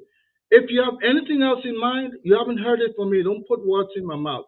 I have said it exactly that the way she carries on socially is how she carries on politically. If you have anything else in your mind, if that is something that I should apologize for, to say she the way she carries on in social life, the how she carries on in politics, maybe something in your head. I don't know. I can't plan anything there. But all I can say is, look, this election, we representing our political front are in a multi-party democracy or the corridor where we all will compete. If somebody feels that they have a a majesty in the race, you understand? Wait for that. When that guy wins the election, then you can get in the crown colony, you can coronate him with kingship. But for now, this is a fierce battle. If you think that he has won it already, wait. I will tell you go back to 2017 and see what happened when people were running around saying Ambassador Booker has the election already. Look, this is an election. We are not in the business of backing down because people are making noise. You saw the numbers too. We pulled number the same mid-Liberia. We went to a Bon County. I posted our stuff in the chat room. We went to the same Nimba. That's where we had our convention. People went there. You can be laughing because you know what? At the end of the day, we're in this. Look, nobody is going to just back up because you say, "Oh, we're now winning." That's the Liberian way. We will tell you every reason why you cannot win until you actually win something before someone say, "Oh, I didn't know." Let me tell you something. There's nobody in this election that anybody can point to, whether it's the past that bastardized our people through the Unity Party or the current administration. And I challenge Liberians to look at the past under Joseph Yuma Baka and others to say that was the best moment in their life. So therefore, they got to go back. All of this kinds of politics. Oh, we finished winning the election. You're wasting our time. These are all political talks. You understand? You have not won anything until the die is cast. And they have to announce the winner for you to say, I'm the winner. But right now, you're just speculating. And let me tell you something, we have a long way to go. Long way to go. The political divide where people come at each other, well, we have today, we can have somebody like Mr. Costa going against His Majesty Joseph Buckeye. That's the turn of things. It's going to continue that way. We'll see it until somebody will be the victim at the end of the day, and somebody will be the victor. Arrest. Yeah. Thank you very much, Ed. Yes, I would like to respond to what Mami mentioned. 10 seconds. Well, let me go to Fagon first, Mama. We gotta wrap this thing now. Yeah, Fagon, I just want to address that. Fagon, please. Folks in radio and television land all over the world. Let me say this and say this carefully. Young Mr. Sankara, you don't even know what your candidate has a doctorate degree in. I bet you cannot tell me where you sit. Your candidate has a doctorate degree in rhetoric. And if you open the phone lines now and ask the Liberian people, Eugene Fagon and Dr. Moniba, who is a better rhetorician, they will tell you. Try it one day, because probably you don't know who that person is, a rhetorician. It is a person, a speaker whose words are primarily intended to impress or persuade. That word is rhetorician, not rhetorician. Rhetorician. No. Pronunciation very spelling remains constant. Spelling remains constant. R-H-E-T-O. All right, that O in between dash. R-I-C-I-A-N. The T-O is silent. Pronunciation. Go and do it. Google it and say pronunciation. I'm not here to take you to school. That's not my job. I'm telling you who the person is. Take the definition. Then we can come back tomorrow. Pronunciation. Brother, you the one can say my pair is socially this because you can interrupt people. What are you doing now? But I know why he said though. That he cover up. No, he was explaining Jenna. He said you do it on social, so you bring it in politics. What are you doing now? Now you ask me whether I was drawn in the trenches. You are Conor Gray. That's where you belong, in the trenches. I am a politician. I don't go in trenches. I'm not a former AFI commander. So don't expect me to go in trenches. You are. That's why they call you colonel, retired colonel. Yeah, your name there. That's not me. So let me answer because you have your time. Now, I'm going to come back to Sakama. Sakama, whether you are divorced or married, your candidate have not been married one time in his life. So he's not capable of running a home to say, oh, y'all get tissue, the children are going to school, they not eat. You are the ones that can attack Joseph Boakai personally. Then when we come for your candidate, y'all won't cry. Joseph Boakai was the Minister of Agriculture before Ellen even thought about Jack. He was the boss to Ellen's husband. You hear me? When you said nobody knew about Joseph Boakai, Ellen brought him to politics in 2005. Do you know what 42 years means in public service? He was managing director twice. And on October, he succeeded so greatly until October praising in the Senate, in the legislature, in the State of the Nation address. Do you know that? And you come here because you're less than what he can do in terms of your age. You don't know him. So I don't blame you. You are very young, my young brother. You are too young to know the old man. Having said that, it is crystal clear to everybody. Yes, you said that Ellen brought Joe Boakai. I just gave you, not Ellen that brought Joe Boakai. Actually, Ellen sponged on Joe Boakai. His experience from the cabinet 2 times, the idea that he was already a statesman, number 2, the fact that he was from a vote-rich county, Lofa, number 3. So Ellen sponged experience and his wisdom, his knowledge. Now, we got that out of the way. We can clearly say now to you, Moniba have not been like a married man running a home. He cannot run our country. They brought him as a very young man. Ellen made him presidential affairs minister without portfolio and put him in charge of the presidential delivery unit. That, my friend, is an established fact. So again, Grace Span, who brought her? Nana Ellen? We know how many hands Ellen got in the susu. What we are telling you is Ellen would not have a 4th term because Ellen said this man is the most experienced, the most qualified, the most prepared, and she will support him to her grave. But when asked, my friend, will you protect me and my children? He asked, what did you do? It became a problem. So you, myself, Mapper, and Gray must ask Madam Sally, who used this man for 12 years as VP, why do you not want this man to be president? I think that should be your question. And the Liberian people asked Madam Salif, no answer. So here is what they have said. And I'm submitting to you this. The Liberian people have said, even if you put battery in his chest, it don't work. And you put generator and plug it in his ear on October 10th, they will vote for him because my Ellen says he's the most qualified, the most prepared, the most experienced, and he's the only one to continue the great work. And because she said that, we believe her. Any of her other children she brings, we are not taking them. We are waiting for more. The other one this lady just called, her name, I don't know what, some kind of Brown, Abby Brown. She like her, she can bring 10 more. Why is she bringing 10 more? She's bringing them because of people like you, Sankara. When they take, then she said, nobody get 50% plus 1. So let's go to a second round. Then the same way she did for George Weah, and you were not there, I was there. Then if George Weah has to continue, Kumis will have 2029. But we are saying no Liberian will waste their vote. Like the CEO always say, y'all start hacking that team, man. It is a 2-horse race. Oh, well, we don't know what's up. There you go. You backpack on. Go ahead.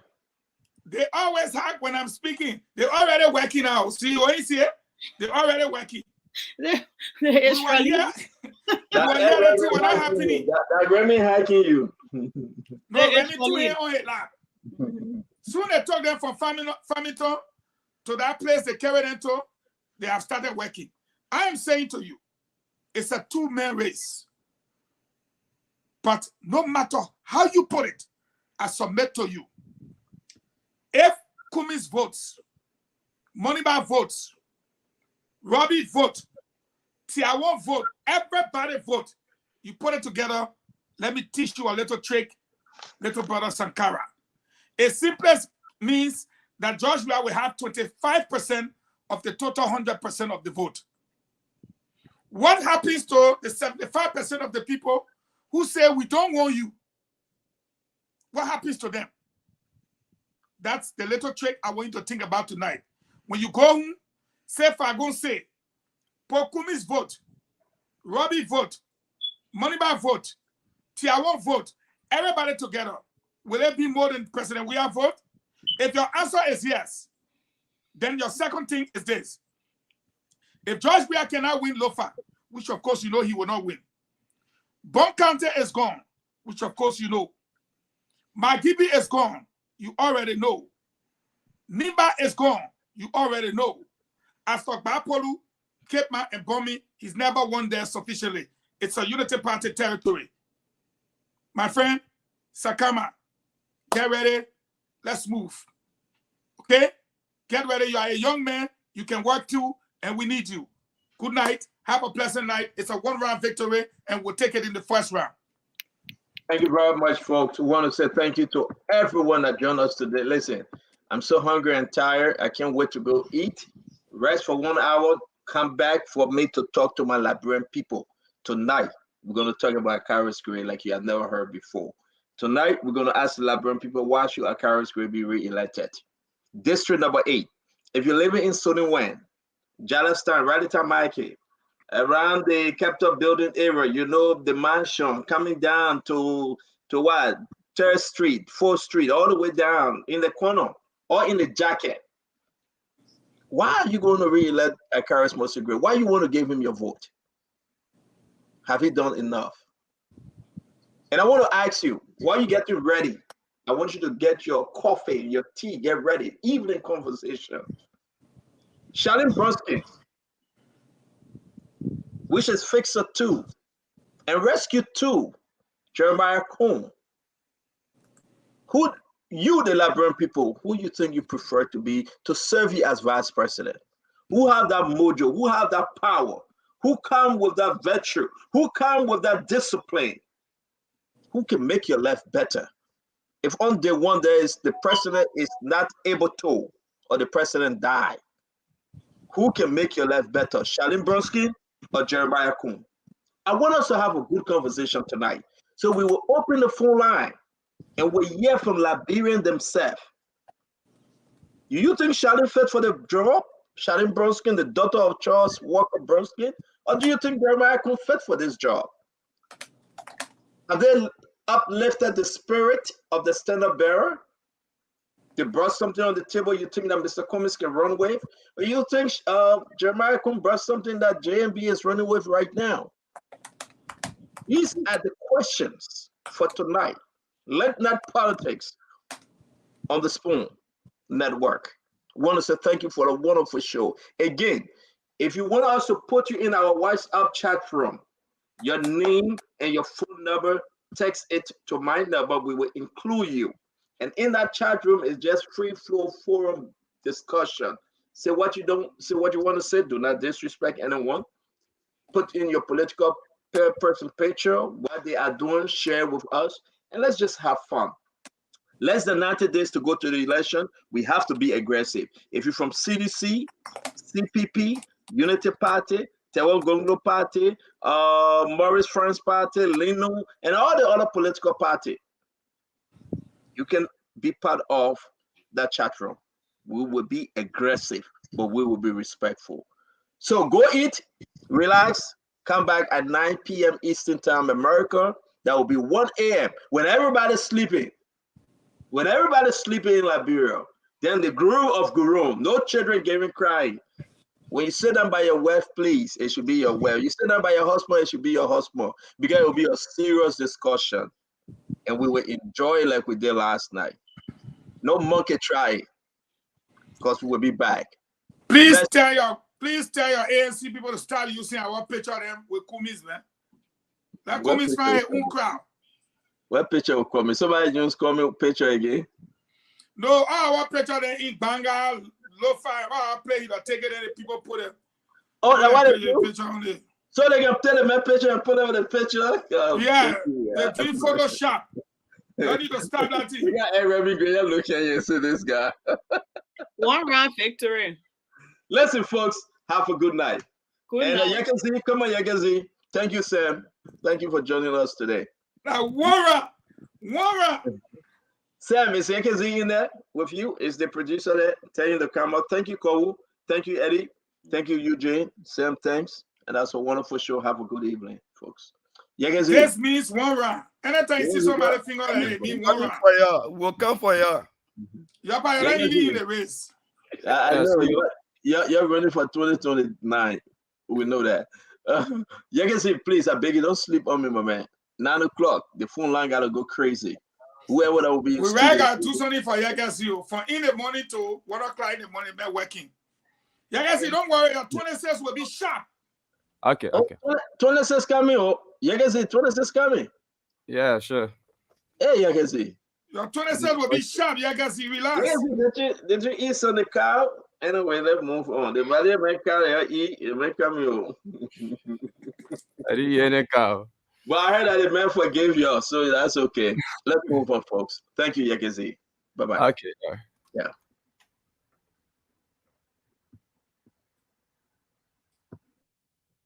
Okay, folks, so that's it. Join us at 1 p.m. Liberian time for the next program, Late Night Politics with the CEO.